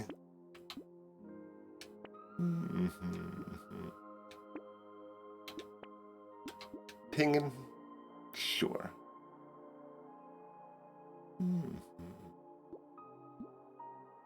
Ice Cube isn't good, but I'm going to take it anyway. I still need to do actual, like, dedicated testing for Ice Cube to see if it's, like, mediocre or if it's bad. Because I don't actually know which of those two it is. Like, I'm already confident that it's not great, but we'll need to test to ascertain further. Like, it is multiplicative. It's not just adding to your damage percent, so it's not as bad as it might look, but 10% damage for a limited period of time under a condition, even if you're usually applying that condition, is still not very exciting. Currently in balance mod, we just reduced the price of it a bit because I haven't had time to test it more thoroughly. We have 1,800 materials, by the way.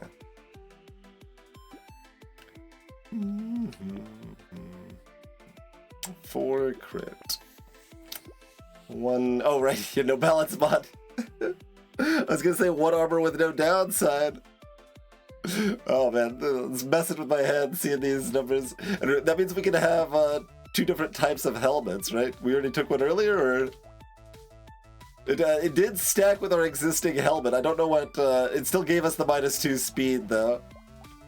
I was actually wondering if it would list it as a separate item, because we do actually have one helmet giving us one armor -10 range and one giving us one armor -2 speed, because balance mod turned off mid-run. But they do still try to stack them. Alright, gotta find more pearls, right? Yeah. Fine. We can overcap that jelly shield. So yeah, this has a little orbital that protects you from projectiles. Sure. We'll grab that for fairy. Another catling. Another doggo. Big pile of sure, why not? 3 pets in one shop. What the hell? And then 3 pets in one shop again. Goodness. I told you they were double favored. They have double the effect of anybody else as far as increasing their favored items in the shop.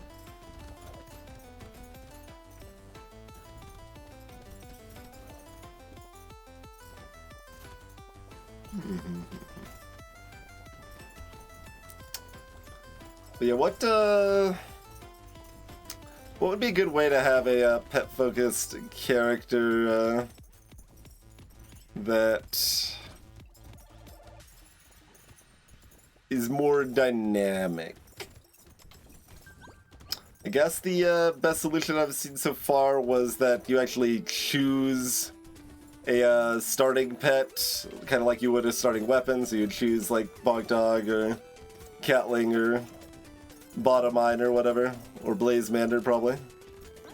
And then you would kind of favor that pet specifically in the run or something. So then at least like different weapons, it would feel a little bit more different run to run, you know? Sure. Give me a bag of candy. Who cares?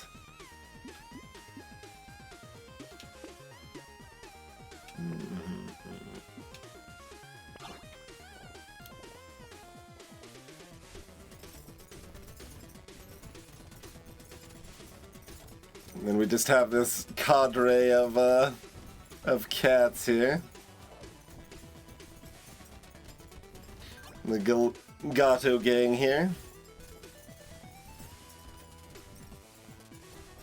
Dr. Worms doing their best work.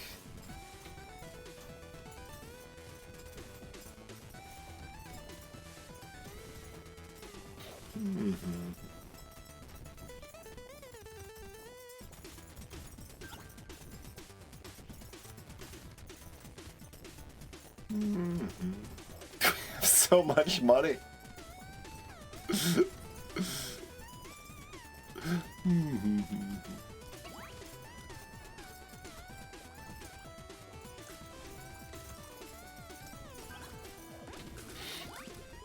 $2,300.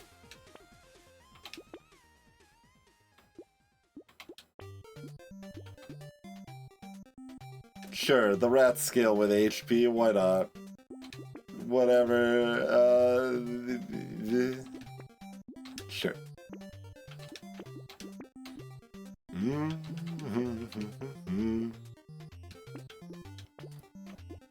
Sure.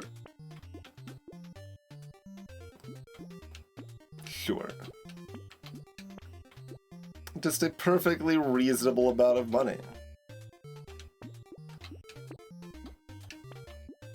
Oh boy, the Gummy Berserker's cursed.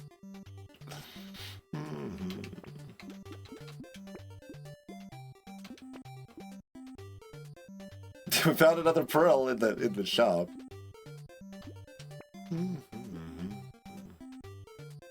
Sure, whatever, that says damage on it. Oh right, this is only permanent speed. It's so sad. How many? We got 13 rats. Oh no, I can't upgrade my weapons anymore.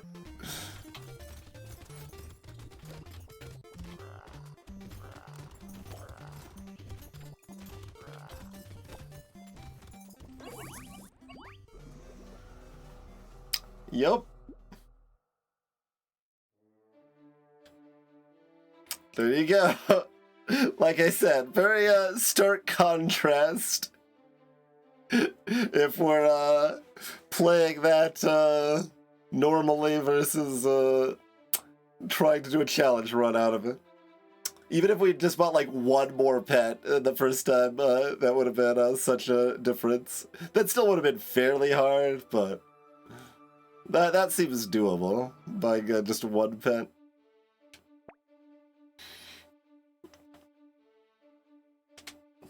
So what, how should Beastmaster be changed? Like reworked, not changed is probably a better parameter. Like I don't hate the choose a starting pet idea, and then there's some way they focus on that pet's stat or something like that. There's a few different ways that could go.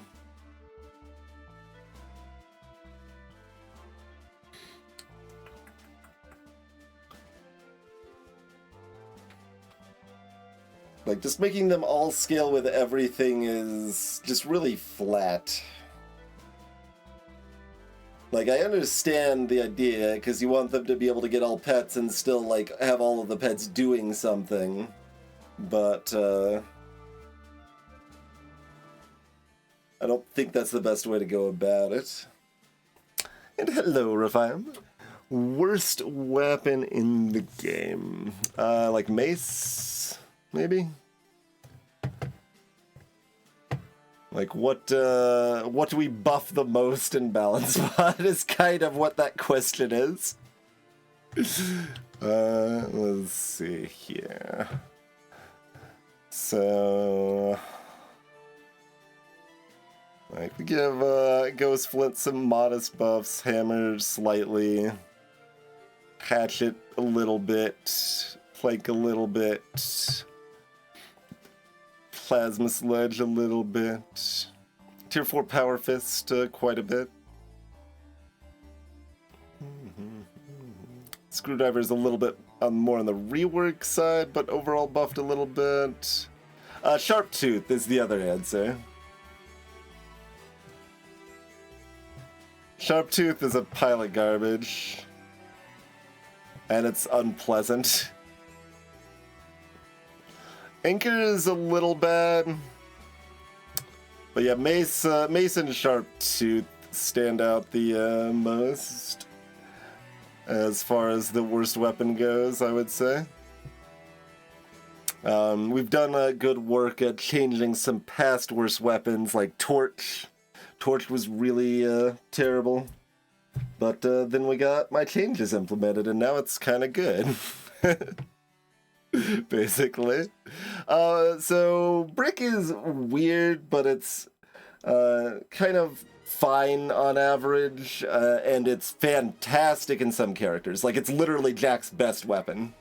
Oh, I went here. I thought, well, whatever, I'm on screen, that's fine too. I thought I was on this scene, though. That's what I meant to switch the scene to. I was actually showing the, like, balance mod stuff here. But, and Hand is Hand's good.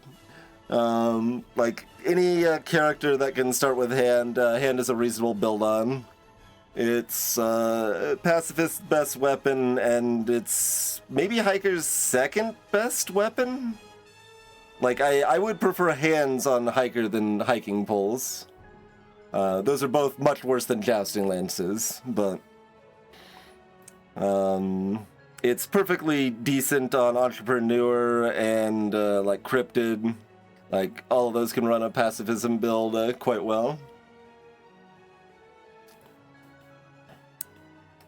But yeah, Sharp Tooth and Mace.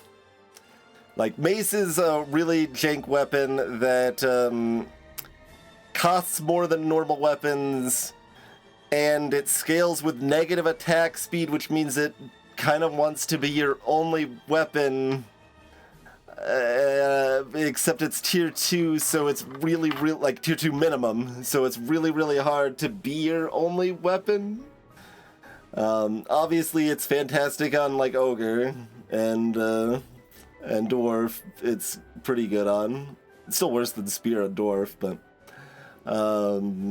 otherwise it's trash and completely just rubbish on everyone else, basically. There might be like one or two other characters it's viable on, but like I guess you could use it on Buccaneer fine, but its gimmick is too gimmicky.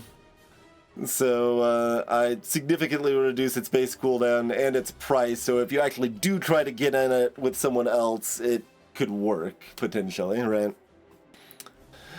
Sharp Tooth has one of the same problems, that it really wants to be the only weapon type you have, because it is self-synergizing and is scaling in ways that other weapons aren't. So you want to only have Sharp Teeth, but it's part of the primitive and the precise set, the two biggest weapon sets in the game. So it's difficult to find enough Sharp Teeths to fill out as your only weapon type, since you're more likely to find weapons of the same types that you have. And its early game is really bad. It's just a pretty miserable weapon all around. So I just remove it from the precise set entirely, and I tweak its numbers a little bit to make its early game a little less punishing, and improve its attack rate just a little bit. And it's still like kind of bad even with all of that, but it's a lot more reasonable now in balance mod here. So yeah, those are the clear answers. Was there anything in range that still stands out? Probably not. Like, honestly, minigun sort of. Not so much that like minigun is atrocious. It's just expensive and usually worse than like just keeping an SMG or something. My cheeky tweak in balance mod is to give it some knockback piercing, so it actually has something unique going for it, in addition to making it a bit cheaper. Potato Thrower is weird because it's not very useful outside of Endless, but it at least kind of works outside Endless. I just buff its base damage a little bit, and that's enough to kind of move it along there. A lot of people hate Wand. I don't think it's like great, but I think it's fine. A lot of people also hate Harpoon Gun, but Harpoon Gun's actually extremely strong. It scales with melee damage ridiculously, and its damage output is fantastic. Its slowing effect is also quite strong against elites, and additionally, so it has a hidden effect that enemies that it tags and pulls towards you do reduce damage for a second. So like if you pull an enemy into yourself, it doesn't actually do real damage. But that's currently bugged. I recently found out. None of us had realized this until someone actually just reported it recently. That damage reduction effect can get stuck on where like an elite's physical direct hit just won't hurt you. It'll just do 1 or 2 damage if you get it tagged at the right time with a harpoon gun. So I thought Harpoon Gun was already good against elites before that, but that has been reported, and we'll hopefully they get it fixed in vanilla. If not, I'll probably see if I can fix it in balance mod.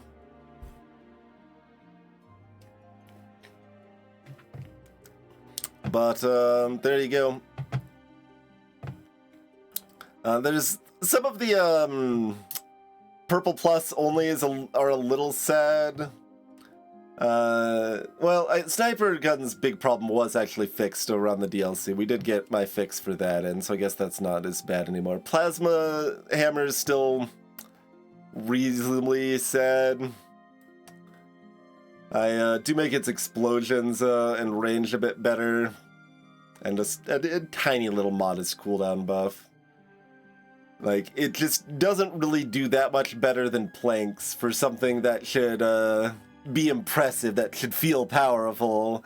Like, you could only find it at Purple Tier Plus, and it's expensive, and then it's like, yeah, I guess it's a little bit better than my Plank. Like, and Planks are, like, the high bar to compare against, right? So, it gets a little help, and it's not, like, an atrocious weapon, so it's not quite the same thing, but it's sad given its position in the game.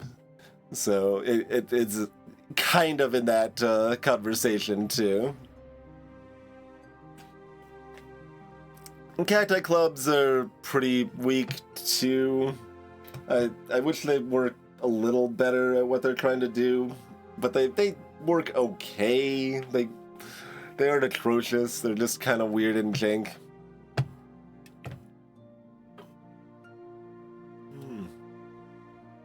But there you go.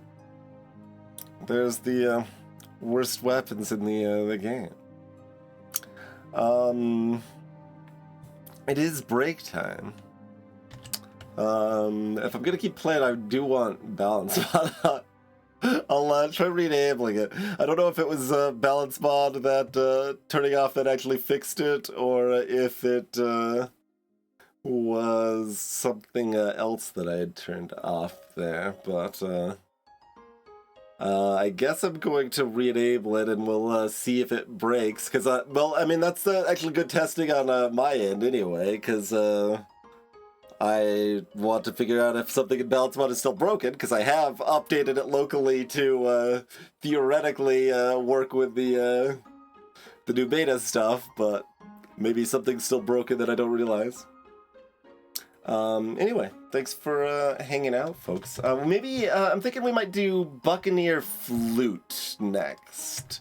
That was a starter that I wanted to give a try that seemed like it was a really, really rough early game. So I want to see how atrocious that is or not. So we'll give that a try when I return. See you soon, everybody.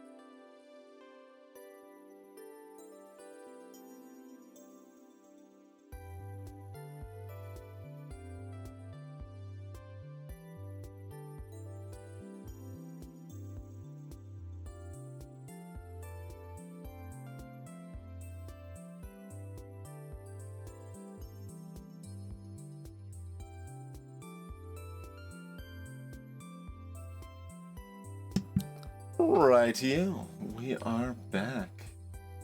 Oh, I didn't really like elaborate much on Brick. I think the Brick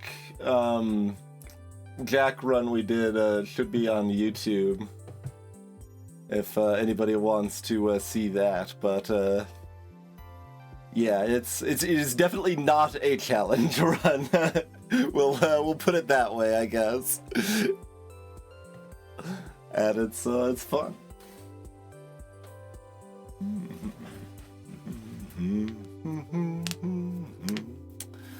But let's do a little Buccaneering.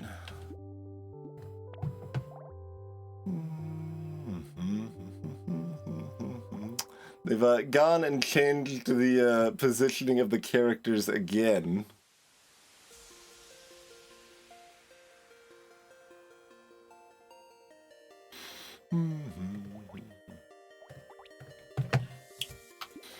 Okay, so Flute.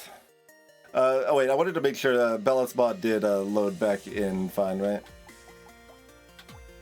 Yeah, we'll see if it continues to cause problems or if that was something else or what. But Flute, about the worst early game weapon in the entire game. So when we're talking about worst weapons, I should have mentioned Flute also. It just I currently haven't done much with it. I've reduced the price slightly at the low end because the late game Flute is at least decent. And it's fine to have a weapon that's bad early and gets strong late and stuff like that. It might be a little too much in that direction without having a strong enough late game payoff. And in some specific cases, like Buccaneer, might be too bad to really work. So we'll see. We have done some other Flute tests. Like it works well enough on Soldier, for example. Like, obviously not their best weapon, but it's fine.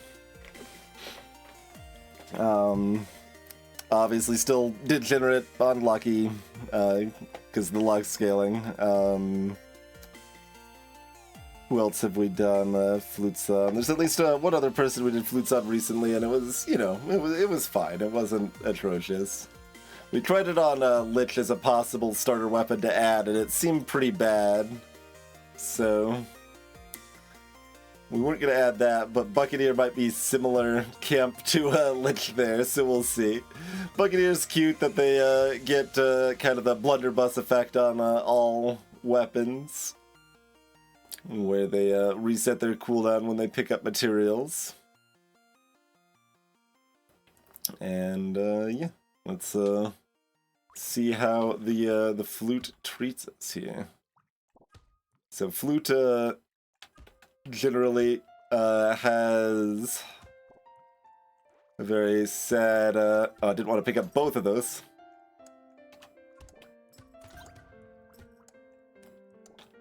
Sad wave 1, since its attack's so atrociously slow.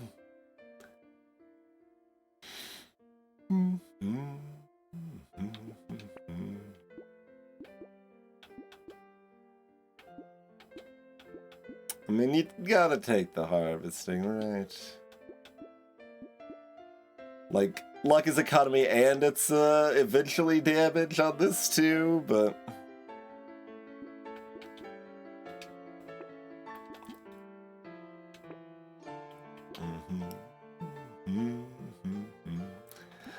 ban a couple early garbage things, that's fine. And so if we were playing completely seriously, I could always take a loot to kind of cover the problems a bit. But for testing here, I think we want to probably go pure Flute and see how that works for us. Would we want to be locking a propeller hat here?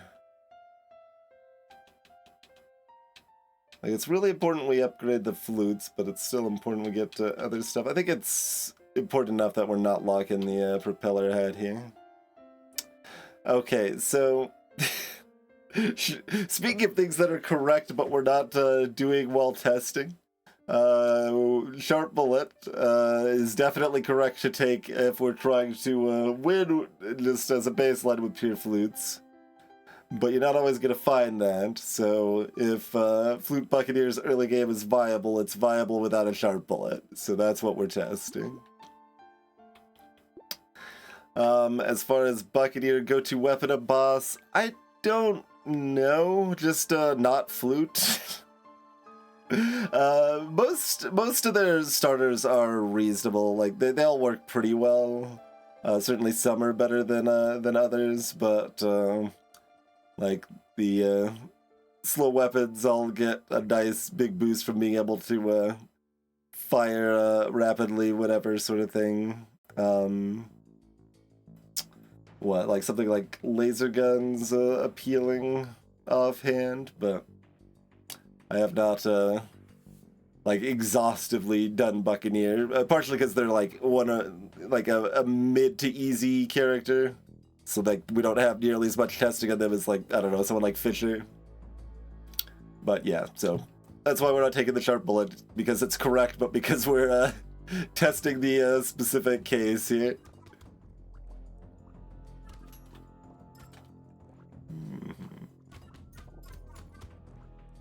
Oh, the Gobbler is terrible. This is a disaster.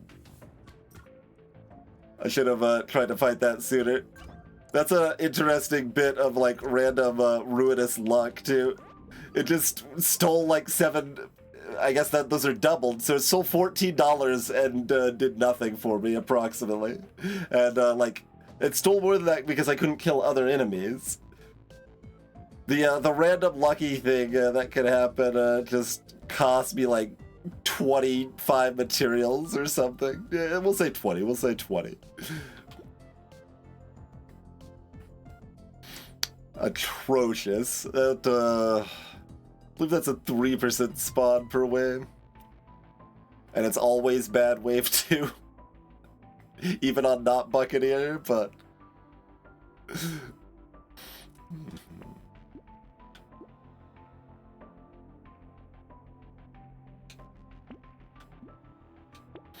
Hey, guess what? I can't afford a second flute this turn.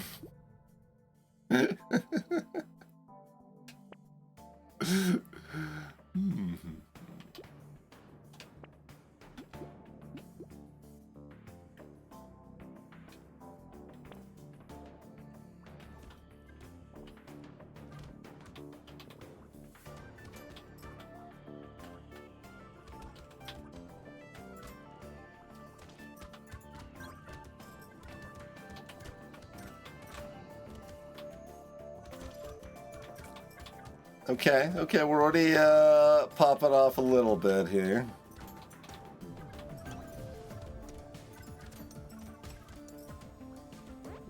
That was a much better wave. With that bad start, I was fairly afraid.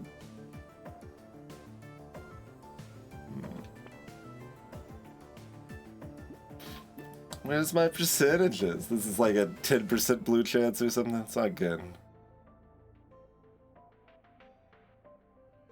Could just take 3 HP? I don't want to. Yeah, okay.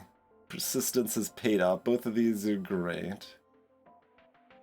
For a specific circumstance, speed is better, but armor is armor? I feel like if this was Crash Zone, I should take the speed, but I think on Abyss I'll take the armor.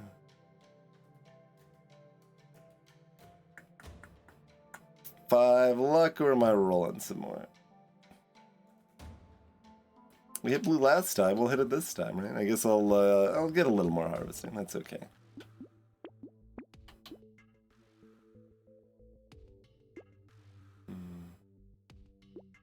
Sure.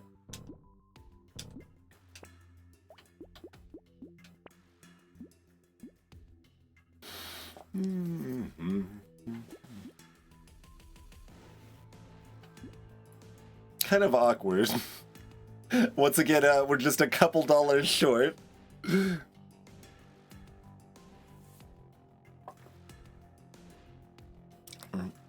Did I say Fisher was a weak character? Yes. They, for consistency purposes, Fisher is the worst character in the game. Especially, I'm usually speaking in terms of random starting weapon, but even without random starting weapon, it's probably true.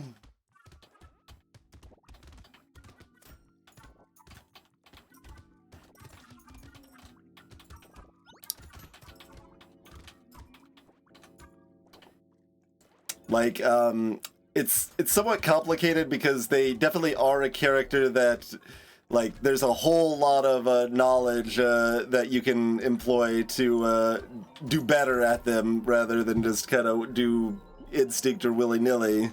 And that improves your success at Fisherman substantially, but they just give you so many ways that you can make a small mistake and then lose. Baby and Hiker and Gangster are the next weakest by my evaluation. Community support. I mean, I'm certainly not buying it full price, but we got double Horde Waves. This is $25. Yeah, we're taking that. Would we like... Oh, wait, what am I talking about? We're Buccaneer! Alright, well, I've just paid $25 for -2 armor. Don't mind me.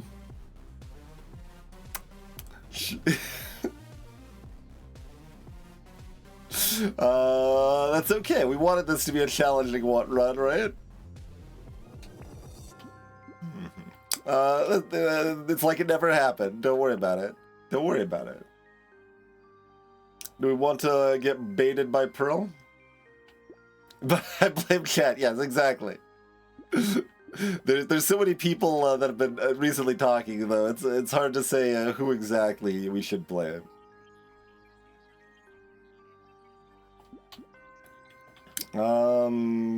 I don't want to get baited by Pearl. Pearl's dumb. Give me more flutes, or failing that, more armor, I suppose. Or failing that, broken man?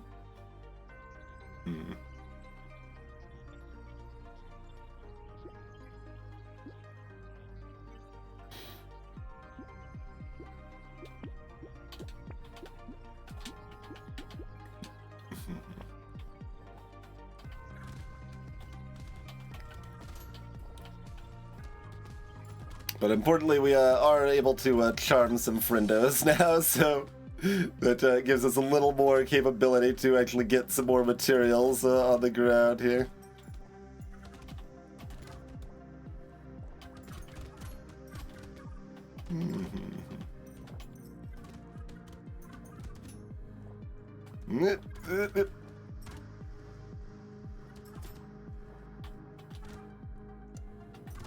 No.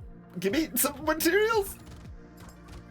There we go. We got a little bit of a shotgun at the end to clean up some. Level 6 with 25 luck? Yeah, I'm gonna roll again. Settle for 5 luck would be sad. Take 6 HP.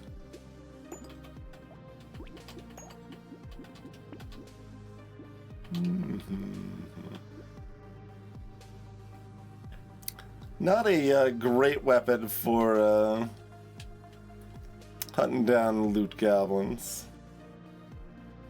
I feel somewhat inclined to take it since it whistles now, and that's my fault. Alright, we better take it.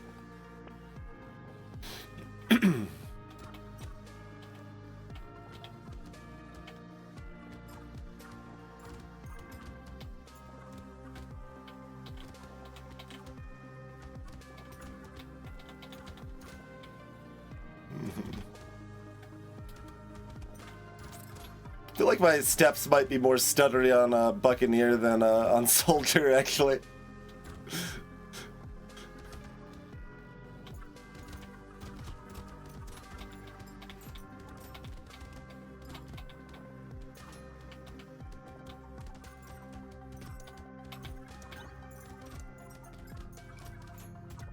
I do have to be very careful of those pufferfish, though. because there is a bug with charm that a charmed pufferfish will still shoot bullets that damage you, except that they do triple normal damage because that's how charmed enemies work, so that they can actually be effective against enemies. They do triple damage, but it applies to you in that case. Another one that I'm hoping they fix, they did acknowledge it. I told them to try to prioritize that one. Like, it is just one weapon and one character, but it means you can take 29 damage on wave 6 from a single projectile, and that isn't really acceptable.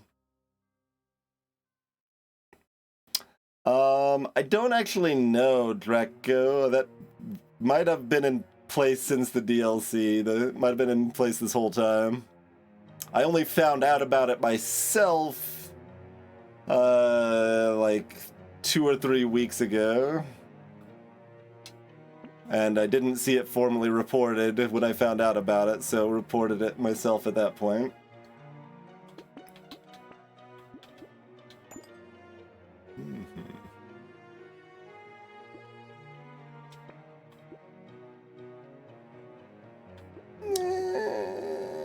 Sure, because we can buy that and still afford the flute. We'd like a little bit of speed. I'm okay with a little bit of speed.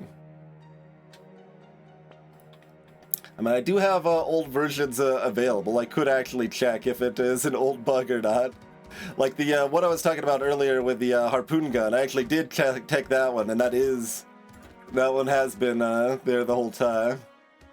Just none of us ever realized, because, you know, we don't stand inside elites, so you don't notice a bug that's only really noticeable if you stand inside the elite.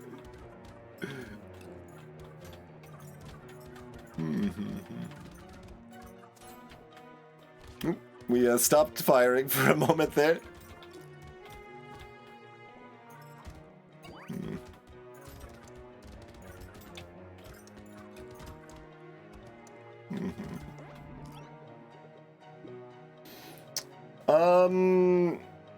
It sticks pretty easily.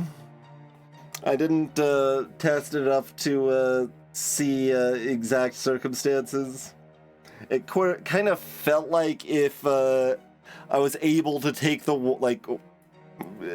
minus 90% damage hit once, then it was just that way for the rest of the wave. Their projectiles still were doing full damage, but their body hits were doing negative 90% the rest of the wave. It wasn't simply hitting it at all, because I did test it a little bit and found out that if I hit it with a harpoon gun and ran into it afterwards, I could still take normal high damage sometimes. So I don't know exactly, but it was enough to report on it, so I didn't want to spend the time figuring out the precise afterwards.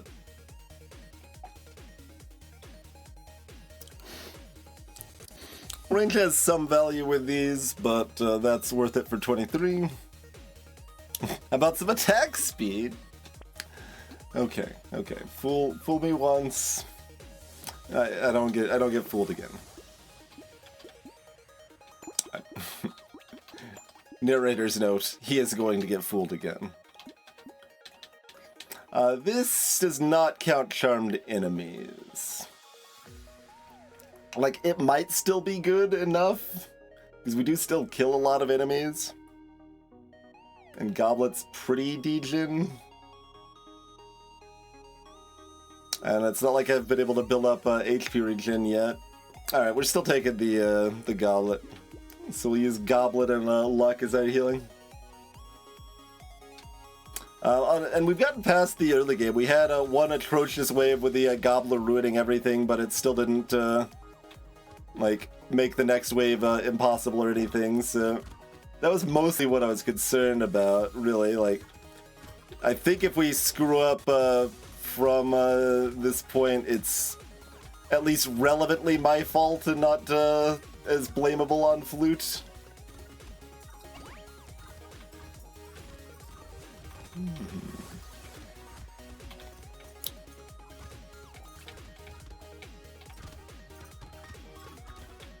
Like the consideration was basically like, while Flute is a nice thematic fit for a starting weapon on Buccaneer, was it too bad to be a appropriate weapon to start with? But I think it's probably fine. But we will finish the run. I don't need this. It's very cheap.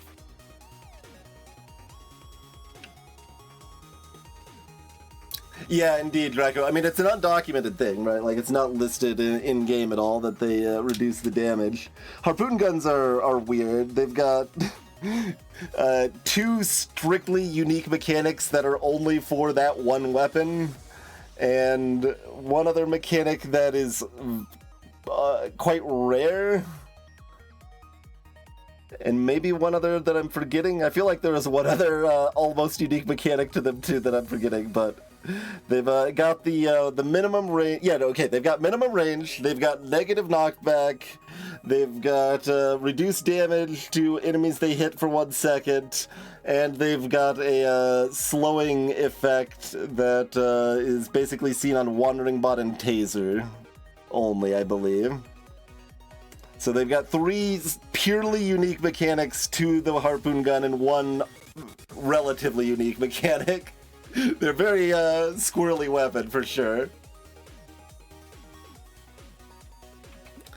Like, I don't know. I guess we take this for 33. It kind of feels like it's actually correct to recycle it, as bananas as that sounds. We've got double Horde Wave.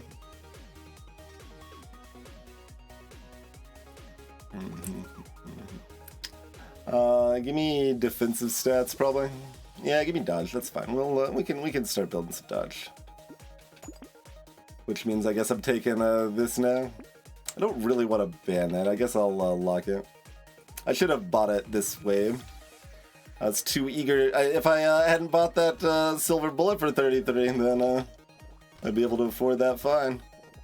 There we go. Don't want to go to Eggville particularly.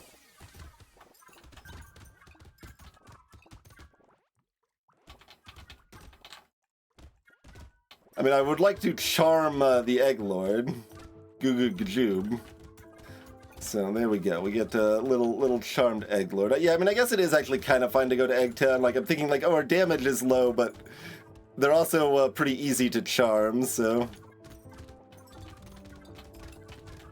when we do beat them down, I say that as an egg spawn just got not charmed by us, but you know, so it goes.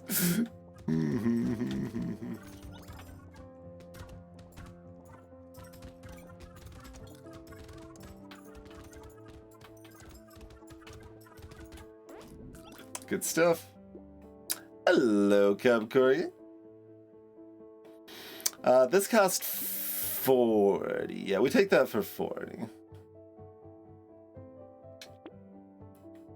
More incentive to lean into the dodge, although we probably just take the red speed here. And then we take the dodge. Perfect.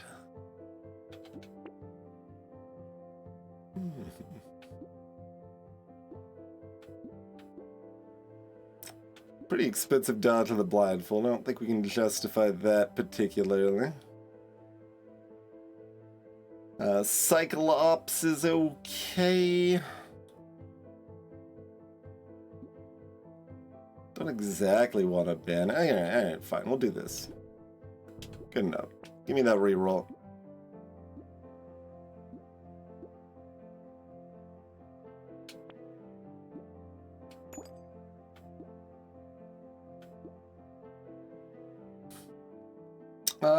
Yeah, give me the monkey.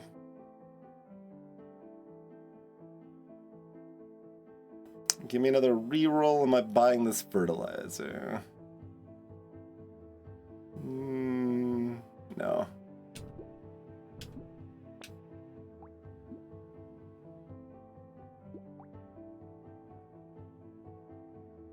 I still don't know if I want, like, I kind of like the vibe of having mixed tiers of flutes Like I've got one red, one purple, one blue sort of thing, like because it gives more steps that like of damage I can deal, so it makes it depending on enemy HP breakpoints more possible to get charms in or whatever. I don't know if like that actually makes sense in practice. I kind of feel like it probably doesn't actually make sense or matter in practice, but I still kind of like the idea conceptually. So we'll upgrade to the red, even if it might be a little bit wrong. Nice anglerfish friend. They are not angry enough though. At least they're, I mean, if they're just living their best life after we charm them, that's fine too. Just vibing. They don't need to be angry anymore. We've helped their anger issues, and that's a good thing. That's something to be celebrated.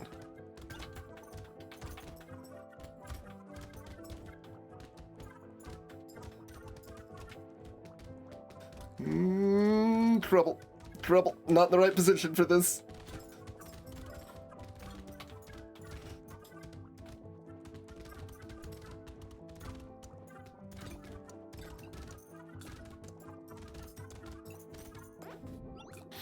Okay, that's a little closer than it should have been. But we're fine.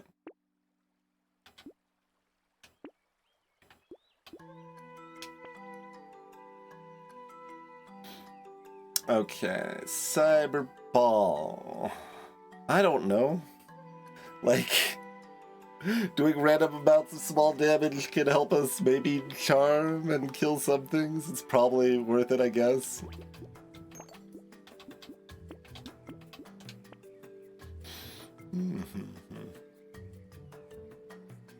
All right. So, once again, obviously correct to take sharp pulling. I guess Horde Wave is the other catching point, right? If Flute makes Sensor Dom.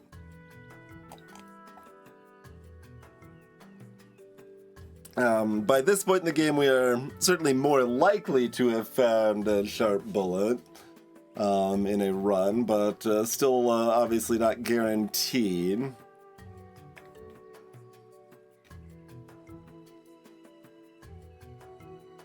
Interesting. Yeah, I mean, I suppose test-wise I would prefer not to take the sharp bullet and still see where we're at here.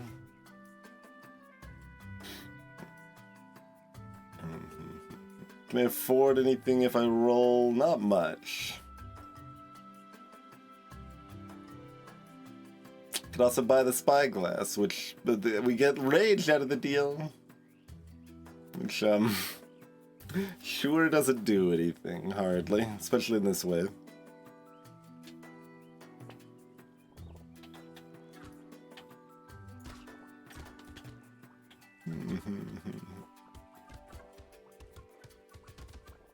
I don't have that much armor or healing, so taking this early incidental damage is not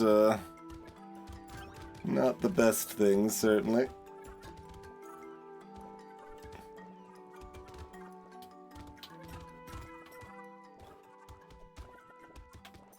As a healer, doing healer things.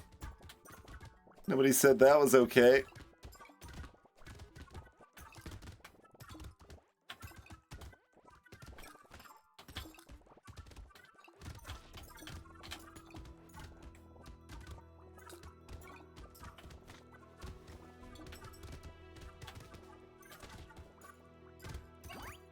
Oh, that's a trouble. Nope.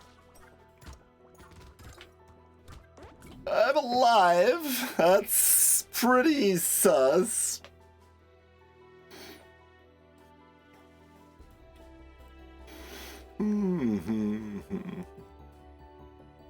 It's not like we could have really just built more attack speed. I already did that wrongly, basically, with the community support, although it probably actually helped a little bit there.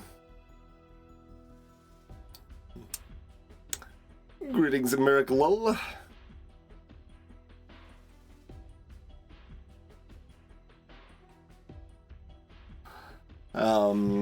Obviously I'm not taking this, I'm just pondering the situation a bit more here. So you always, by this point, will have had the opportunity to at least grab a loot to supplement. So, like, viability does not necessarily mean that it has to strictly work as being your only weapon the entire run, by my definition. So I think, like, the fact Sharp Bullet would have made that completely fine. Even one, like, blue or purple loot probably does quite a bit to help, although it's hard to say, actually, with Buccaneer. It is kind of hard to say with Buccaneer.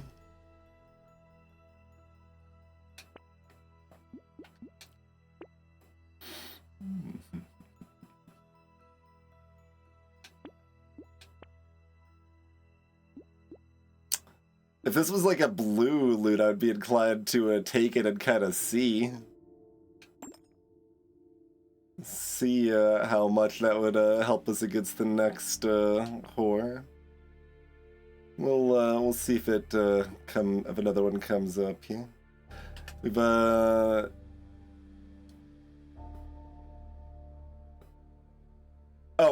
right, that's the cute monkey. The percentage materials healing, I was like seeing that as green, and for some reason was thinking that's consumable heal. I'm like, that's not how it's written. What?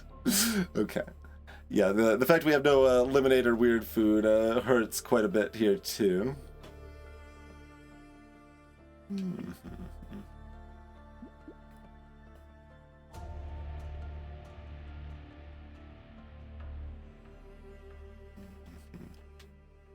Huh.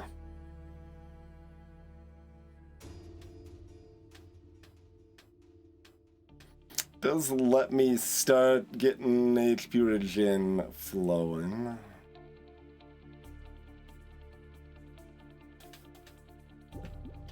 Nah.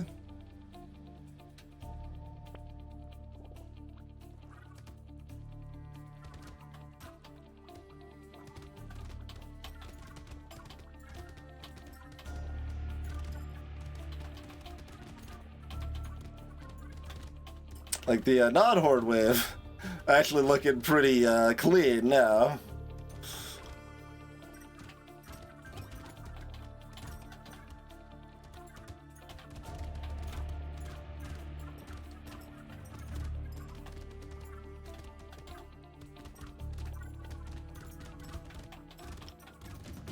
Like, very comfy in comparison for sure.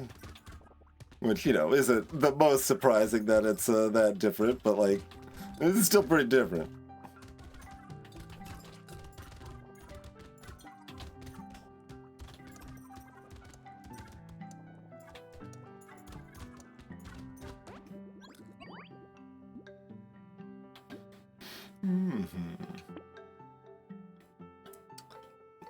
Luck. Yeah, it's this much more comfy. That's part of the awkwardness with Flute is that there is very much kind of a tipping point with charmed enemies. If you have enough charmed enemies helping you out, it makes you safer, it makes it easier to charm more enemies, and it can get just kind of really, like, it's like teeter-totter effect. Like, it starts rolling one way, it becomes hard to recover. And part of that is because the proc effect of charming is random. So, like, sometimes it misses, like, a couple times in a row when it otherwise would hit, and that can snowball against you. Because we saw some of that when we were testing it as a possible starter on a Lich. Should have taken the shackles. Alright, I'm still taking it. We'll get HP regen going. But yeah, we tested it as a starter with Shackles and, well, not with Shackles, with Lich. Tried to talk while doing other things. And it... the run died to a horde wave, and we decided to test that horde wave a couple more times, and basically we died twice, and the other 4 times it was pretty easy.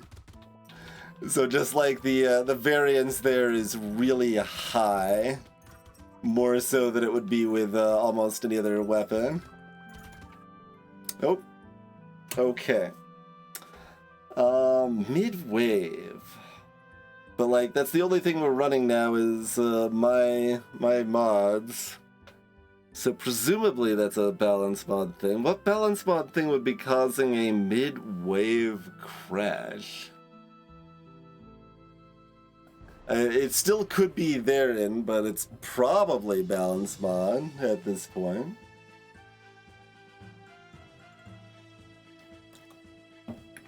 So like, I guess, let me start it back up again, see what items we have.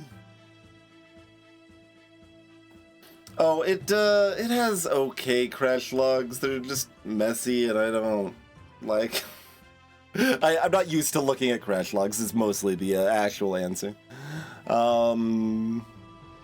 It does have passable crash logs, at least, though. You are absolutely right, and I should be looking at those.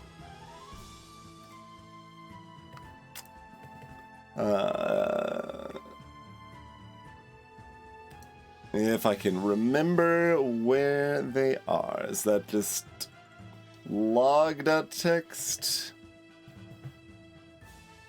No. Presuming that it didn't like auto-delete the crash log just for me launching the game again. So yeah, give me 1 second, I'll try to find the crash logs, and then if I don't find it, I'll give up and just try playing again here.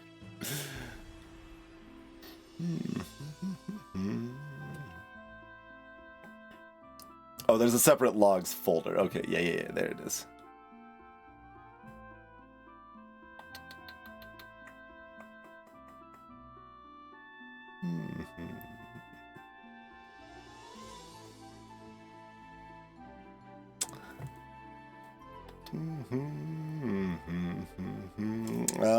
Is this gonna be helpful for me to link? We can try. We can take a quick look.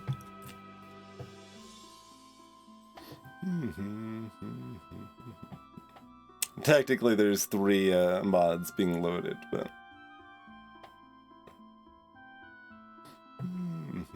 this is all the loading stuff, right?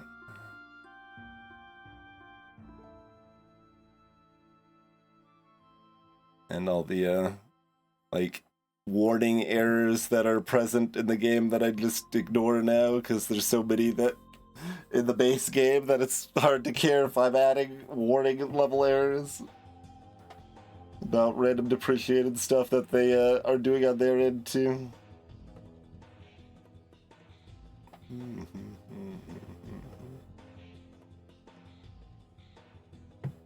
Oh, this is something I should maybe pay attention to, though that's not, like, I should go down to the actual crash thing, but I haven't looked at this stuff in a while, so, like, is there anything else that looks weird? I'll make a note of that in case that's something I should care about.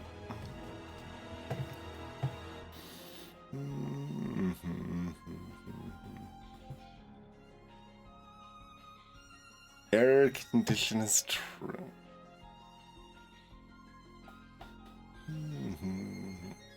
Yeah, that's still all of their testing stuff that, like, that's not me. Alright, that's all the normal stuff.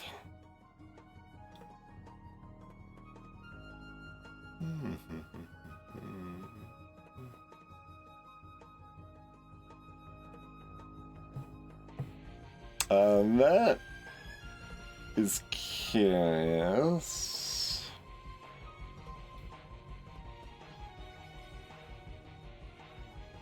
Or is this old? Is this, or is the file's been modified recently, but I don't know if the whole log is, recent or not.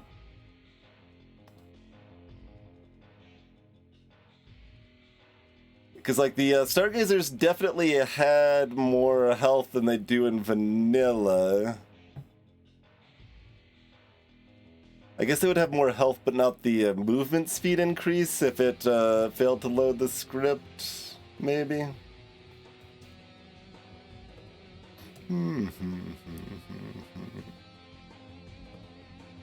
Yes, you know, there's that again.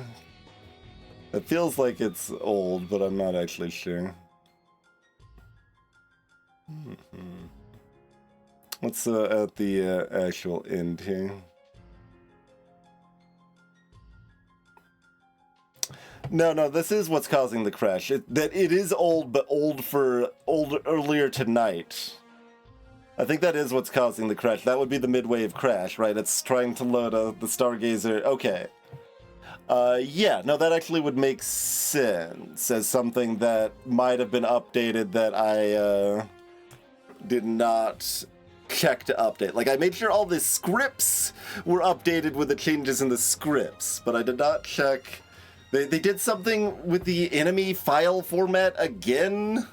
They just keep fiddling with stuff, and it breaks everything for all of the mods.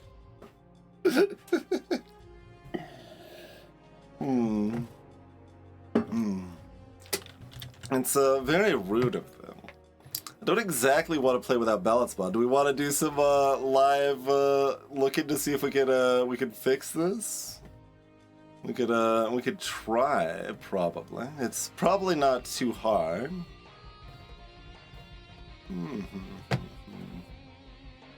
We'll take a gander.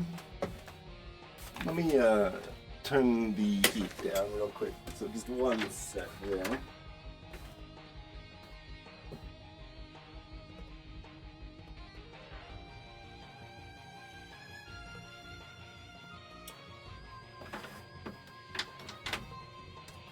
Getting toasty in this little room here. Okay. So go to enemies, Stargazer. They changed.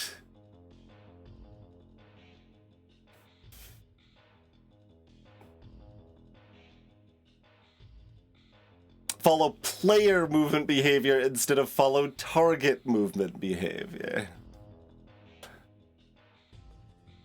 Well, the other way around, I guess. Yeah, they changed it to follow target. Oh, because it could follow scapegoat, the red tier pet we haven't seen yet.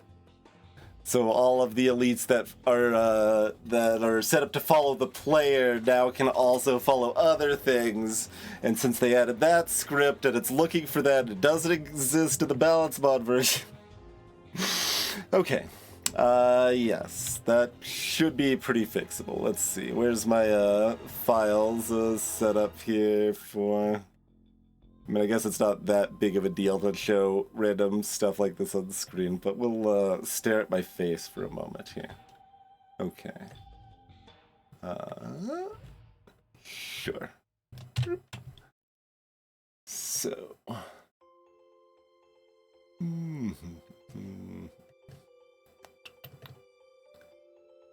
Got our Stargazer version here, and it now needs to do this instead.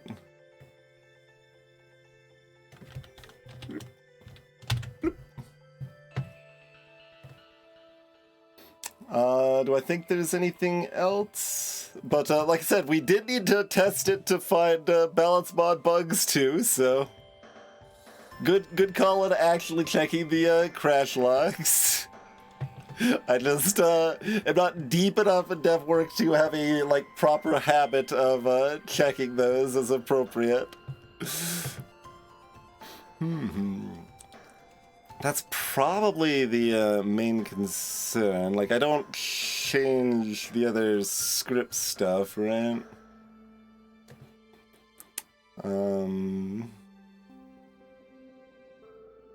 This one here. Yeah.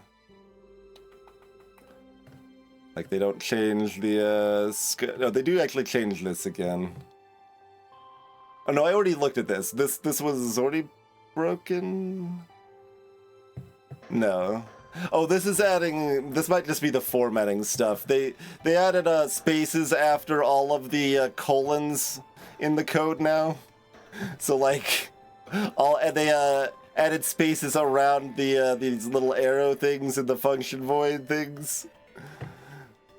So like every script in the game looks like it's been updated now when it hasn't meaningfully been updated. They just made all of that consistent in the middle of this beta. Like specifically this current beta patch is when this extra spaces in front of the colons was implemented. Does it not? It probably has some ignore white space option. I'm not sure. I haven't ever needed it before. But yeah, that looks like it's just that.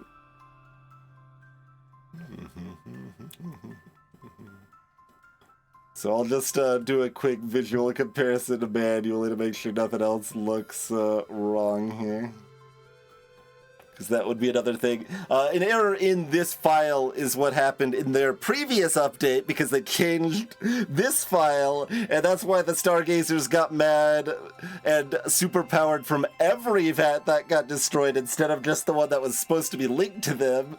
And that's how we lost that, like hiker run with slingshots when all of the Stargazers kicked into maximum overdrive and... but yeah, that looks fine. Okay, so there shouldn't be anything else to worry about, probably.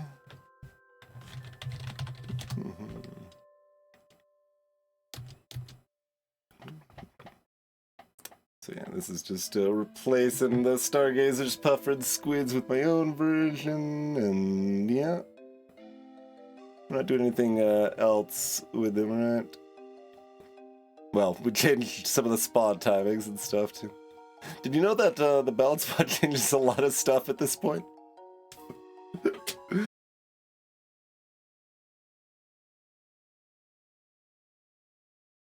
It matters, but that takes all of 2 seconds.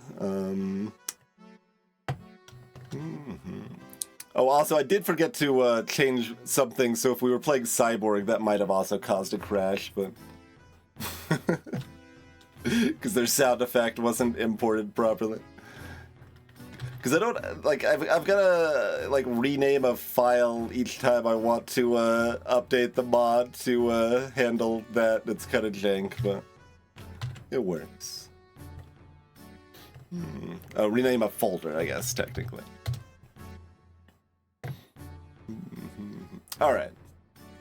Hopefully that should be fixed. No more crashing. Thanks for sticking with me, everyone. The best thing is, like, now the game will crash without even letting us get into the game or something. That'll be perfect. Resume. Alright. Let's do it. Although, did it... No, it should only load them once the wave actually starts, right? Like, I don't think any of that's gonna be tainted from the files already being wrong before. I don't think so in this case, so...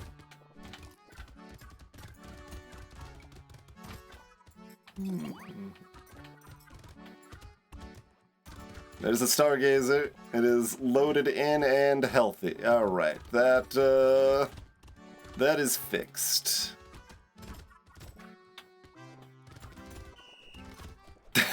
That startled me.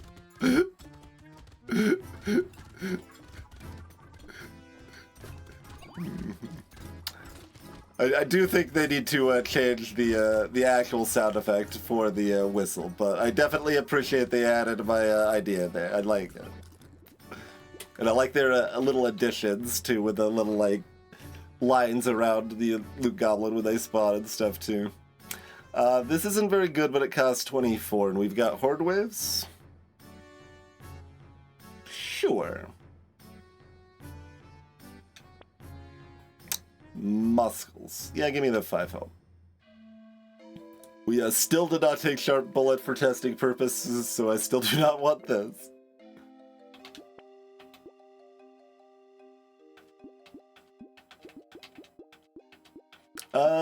At this juncture, having like 40 speed for wave 20 might be a good idea.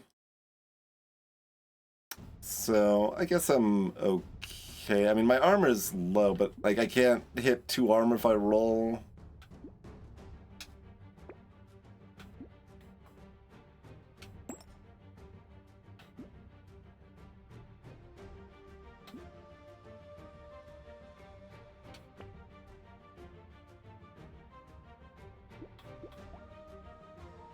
Plasma Slick. I mean, like, this is the sort of thing you could definitely do if you were playing normally, right? Just be like, alright, well, I think I'm gonna struggle with this Horde Wave. I'm gonna take this Plasma Sledge to help clear it or whatever. Although we've got enough range down, that might actually be not great, but...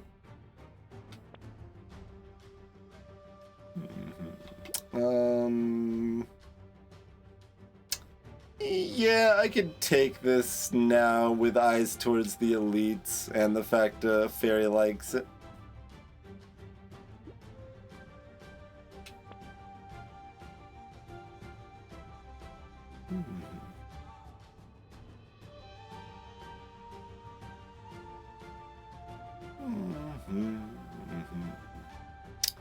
Squid's pretty late, but it's fine. Because the penalty is basically nothing. I guess I'll take it. Don't know that that's correct.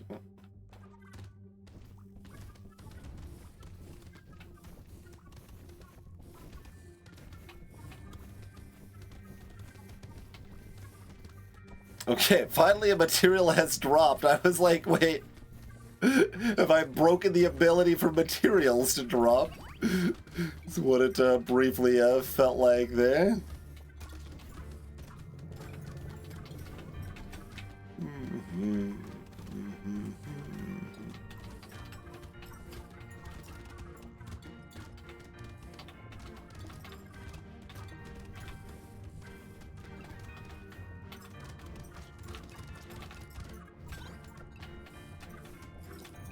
Did manage to charm that buffed Walry.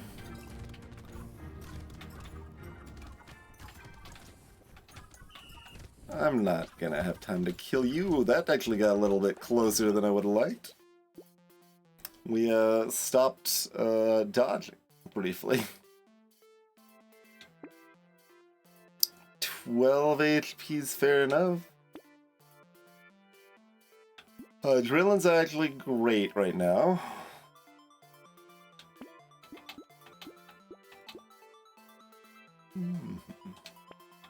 Lemonade's great too.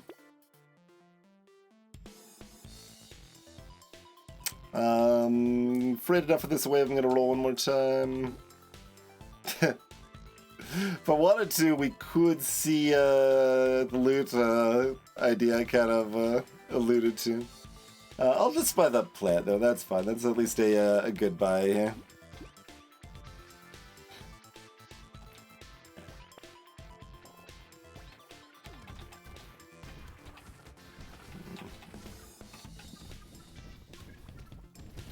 Oh yeah, the other thing with flutes and horde waves is that horde enemies drop, well, with Buccaneer flutes and horde waves specifically, is that horde wave enemies have a lower chance to drop materials because there's so many more of them. Oh, that pufferfish is charmed. I need to get away from that.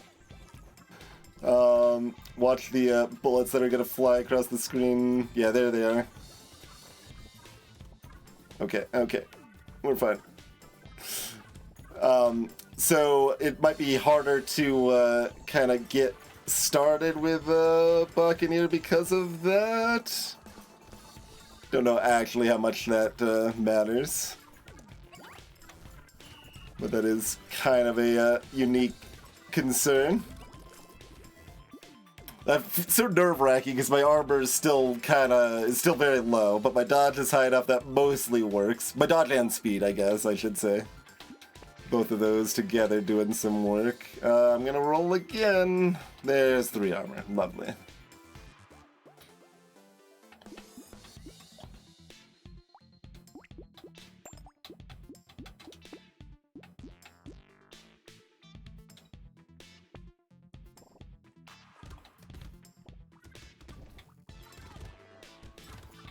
Oh, no. Give me. Charm.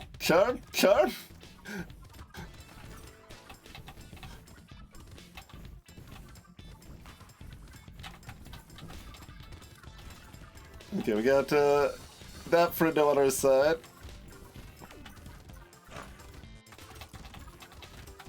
Okay, that one's on our side too. That's good. This one's in time. Okay, great. Now we got a lot of friends.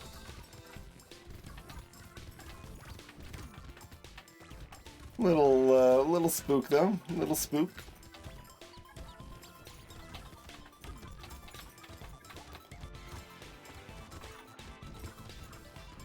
I'm out of materials. I can't carve any of these friendos. It's okay.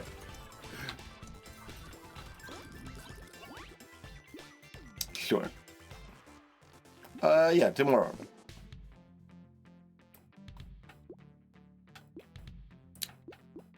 Grab all of these? I guess.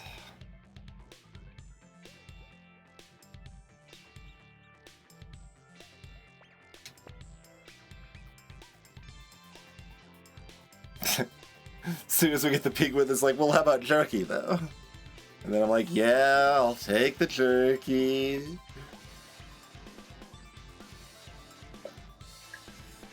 I'm burning turret. No.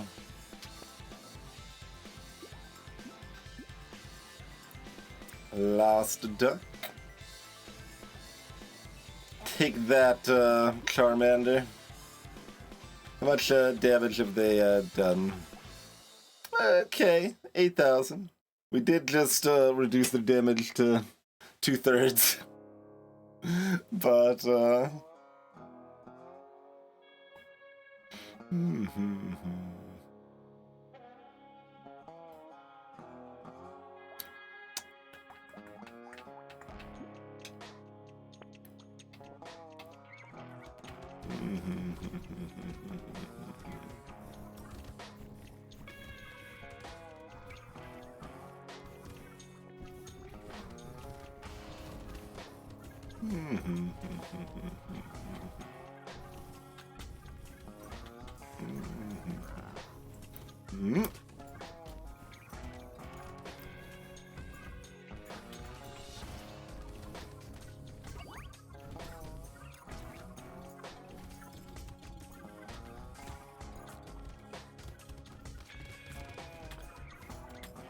give me friends that can fight back.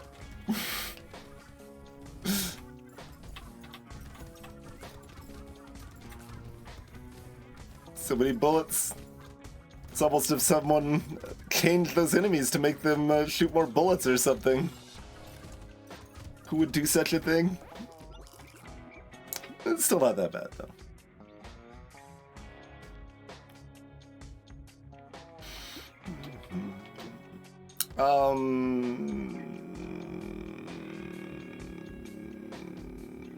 Nah.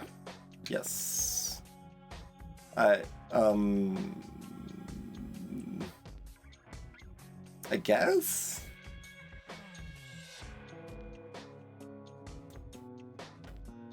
No, that only procs twice, not 3 times.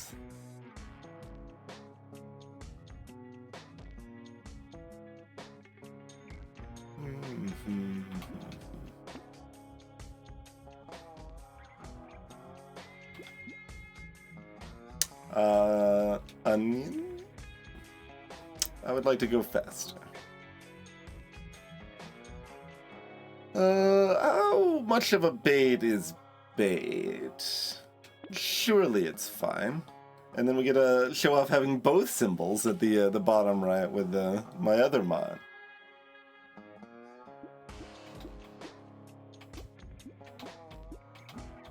I could probably turn back on the other mods because we did figure out what was crashing. Like, advanced statistics still doesn't work, but I think everything else does. I want a monkey. Kinda.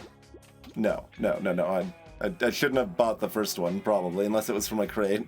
Because we get half material drops.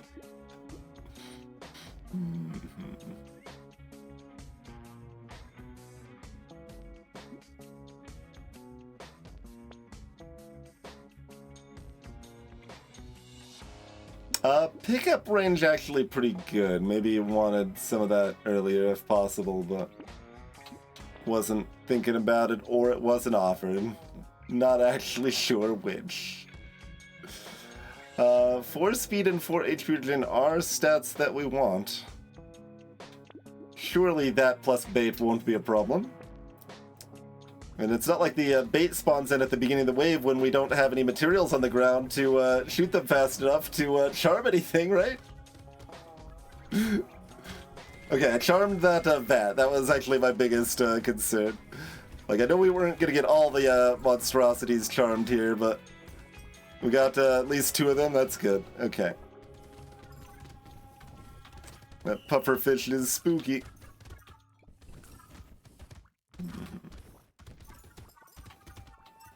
I don't know which I can't be. Like, I refuse to be hit by any of those bullets. They might. They wouldn't one-shot me, but they would get pretty close.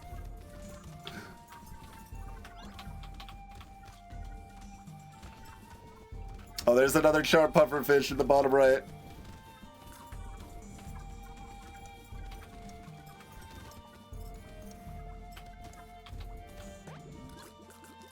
I'm like, I definitely don't know how common it's going to happen, like, without hypervigilance, but I have seen, Hyphenated was playing and did, like, my example was specific.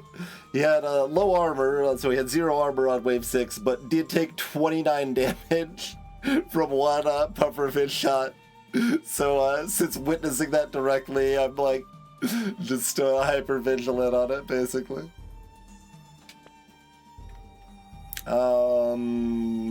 20% damage and minus some armor and plus some range. Ah, that's probably a bad deal. And also minus HP, yeah. There's my dodge. Alright, have we earned ourselves a little banana as a treat? The bananas have bandanas. Don't worry about it. I don't know if that's even very good now. Like, do I care about this on wave 20? I guess I still care about it on wave 20. It probably helps me more reliably charm the vats, the stargazers there, and that's gonna be still a threat on wave 20. And with 2 more piercing, now I actually want that 100 range that we just skipped, but so it goes.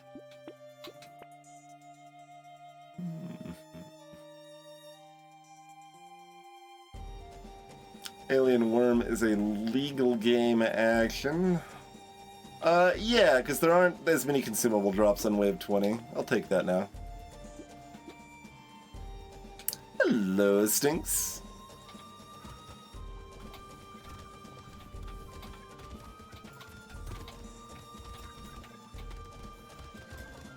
I don't think I know what Vladov is, Iron Fizz. Coming from you, I keep like trying to put it like a board gaming context. So I'm like, Vlada? Like, like, what does like Galaxy Trucker have to do with this? Or Borderlands, okay. I have played Borderlands 1 and 2, but I do not remember much specifics.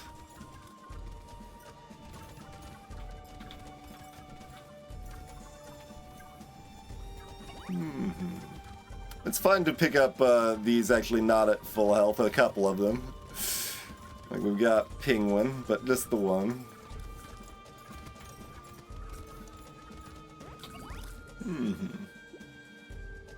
Oh, okay, yes. That sounds at least somewhat familiar. 4 speed is about the amount of speed we wanted, so that's nice.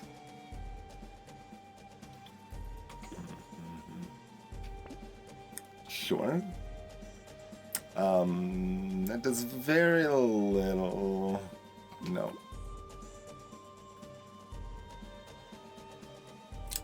Nine HP's fine. More Flute's probably not really worth the cost.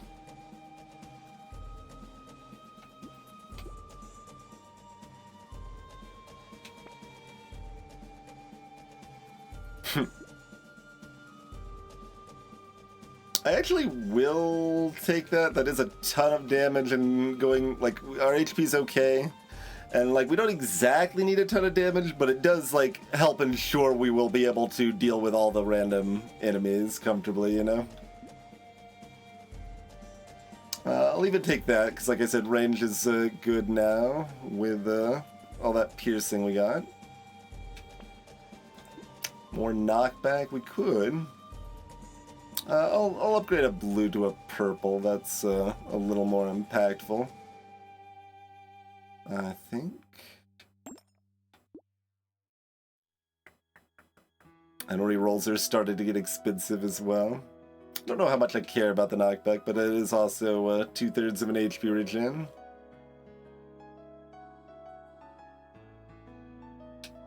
And like I said, reroll's getting quite pricey. Maybe we just buy this fin? Don't know how much that speed actually matters, but we're gonna see anything better? Sort of. Interesting. Are the two of these better than the fin?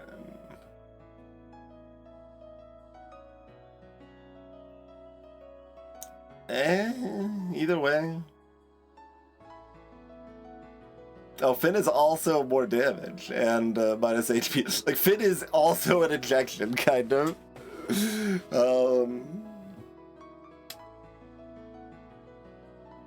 The second penguin is certainly better than the first. But also, like, I've got 6 consumable healing and mostly want to pick them up for healing directly, but I don't know, gotta go fast. This is also 1% lifesteal. New.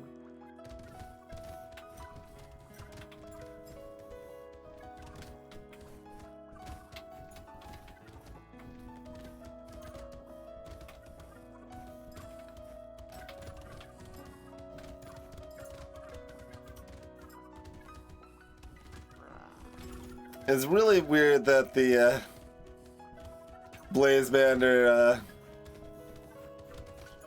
locks on a target. It doesn't change though. It definitely feels weird for a bird-based enemy, you know.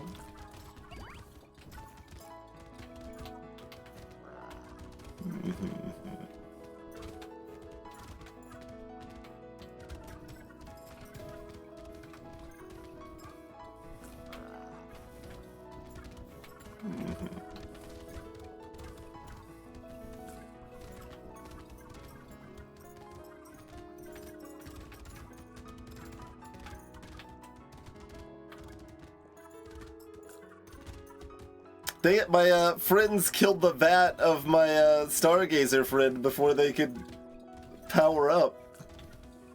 They were denied their hyperbolic time chamber experience. But no, that's easy, comfy wave at that point. Surprising.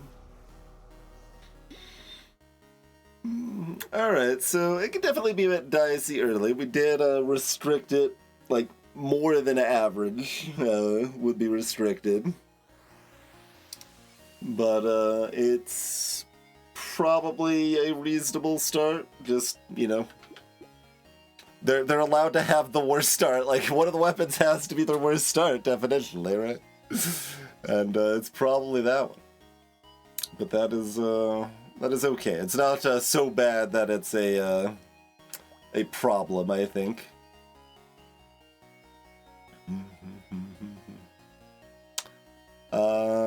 Okay, so we fixed a balance mod mug, and we tested Buccaneer Flute, and at least saw all of the new pets except for the red tier one, which, you know, unsurprising. I agree with people saying that Beastmaster's not that interesting. I don't have particularly good ideas for reworking it. It's not the end of the world if it's similar to how it is now, but it's definitely too easy. So if it is going to stay how it is now, it does need to be... the numbers need to be tweaked, at least, but... is it better than Bull? Like...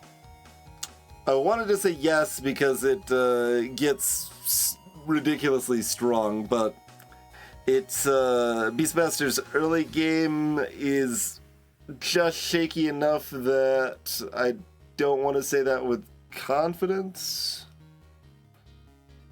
Like, it's better than Balance Mod Bull, which is nerfed. Probably. But Vanilla Bull, a little bit closer. It's not that drastic of a nerf, right? It's just like 5 HP regen, but that's still a lot of free stats. I think that's what it is. I gotta check. You make enough changes, it's hard to keep both sets of information fully in mind at all times. Yeah, I dropped their HP regen from 15 to 10. Although I did fix their drop pool so that they can't be offered Glasses, Banner, or Gummy Berserker too. Which I don't think they did in vanilla yet. I guess I can check that real quick. Sure, we can even bring it up over here.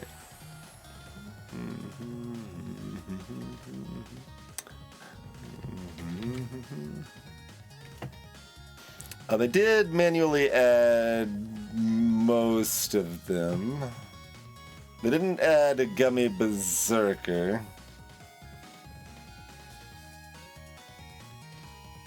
So yeah, they added Crystal Coffee and Glasses and Community Support, which were not banned on Bull before. But they missed Gummy Berserker. But if they decided that it was okay to ban coffee and community support on Bull, why do they say that it shouldn't be banned on Beastmaster? It's the same situation. It's only improved tools, but both of them do have access to improved tools. And turrets.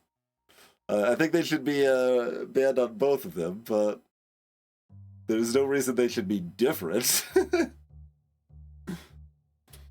Opinion on Jelly Shield. That's gonna be hard to suss out. Like, effects like that are really hard to evaluate, in my opinion. Like, it's kind of like Wandering Bots in that same sort of category where it's like, well, it definitely does something. What it does is useful. How often is that useful? Like, how drastic is its impact? Who the hell knows? It's definitely got some potential for a lot of saves. It's kind of like buying some amount of dodge, I almost want to say. Like, you can often translate a lot of special effects into other stats to make them a little more directly comparable. Like, you can do that with the increased dodge cap, you can do that with healing from, like, Cute Monkey. or the fruit drop chance from Fruit Basket and stuff like that. So you can kind of convert it to normal stats, and once you're in normal stats terms, you can kind of get an idea of how cost effective it is and stuff like that, but it's pretty difficult to do that with something like Jelly Shield. It's like, alright, is this like having an extra 3% dodge or an extra 15% dodge? It's not really quite the same in either case, but you can, like, theoretically use it intentionally to block bullets, like position and stuff, but it is constantly moving, so that's mostly really hard to do in practice, and it'll just be somewhat random whether it blocks stuff for you or not, and yeah. How much does it actually cost?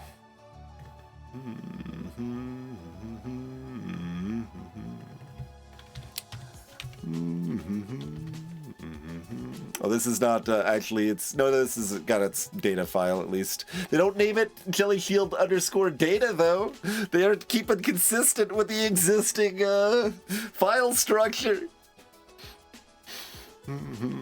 Mind you, the vanilla game has problems like that too. Like, crossbow is like the only weapon in the game that its tier 1 weapon has the number 1 in it. All the other weapons don't have the number 1 in it. You know, the sort of that inconsistencies that build up over time, and I can't really complain about too much, because if I was coding it, I would have more problems than they do in that area most likely. But I can still encounter it and be like, wait, that's why it's not working? My mod changes because the numbering is wrong on their end? But anyway, Jelly Shield, so its base cost is 50. So in vanilla, Wandering Bot's base cost is 60, and I drop it to like 40 in the balance mod. And phew, like, it does kind of seem somewhat similar in power level to Wandering Bot.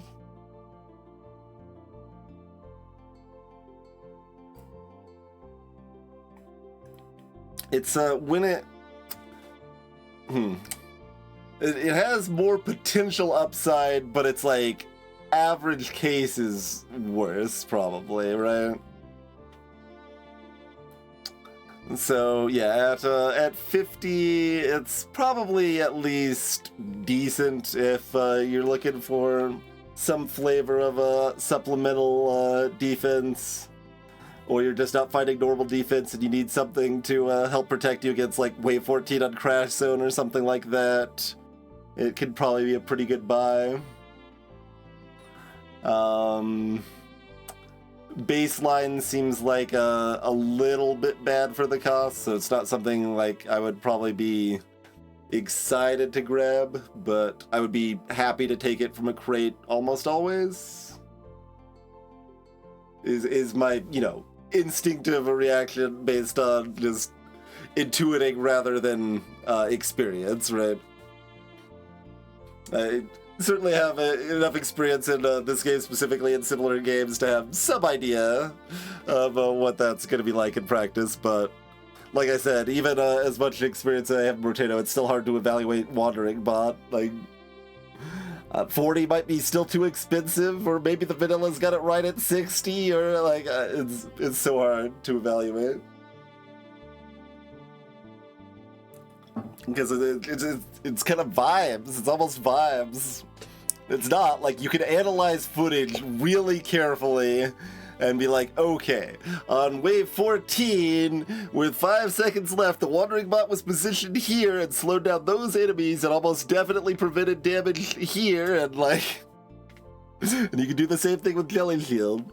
It is possible to analyze that level of depth.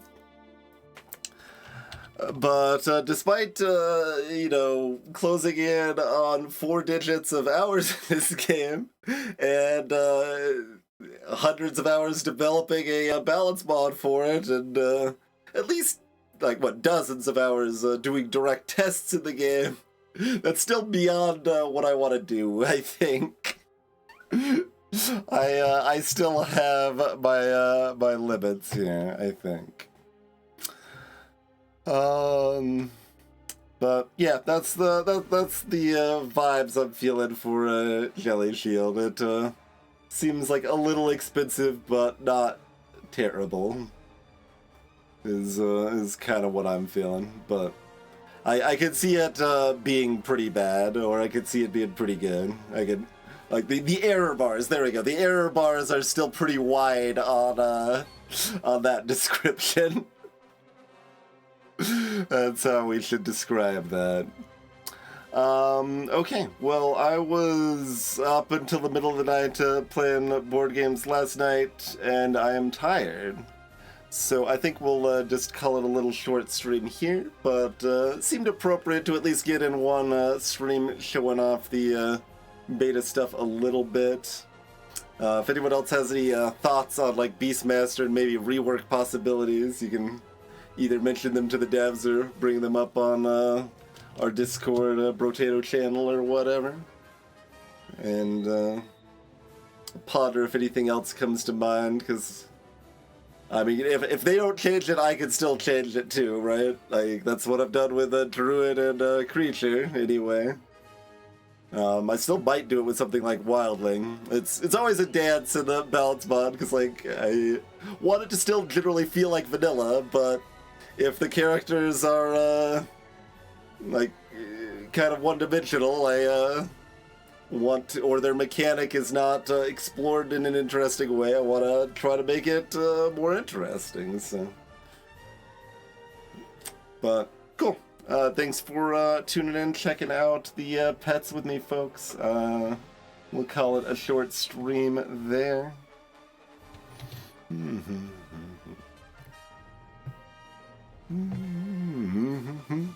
Even a nice finalizing note to the playlist. I almost should have just ended stream right there without any more words.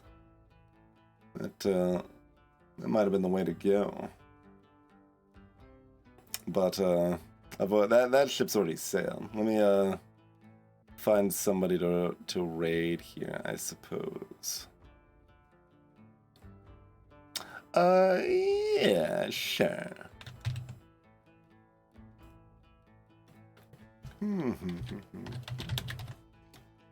We'll send you over to for a turret, working on their roguelike coin builder, which we have played once on stream, Chaos Coin.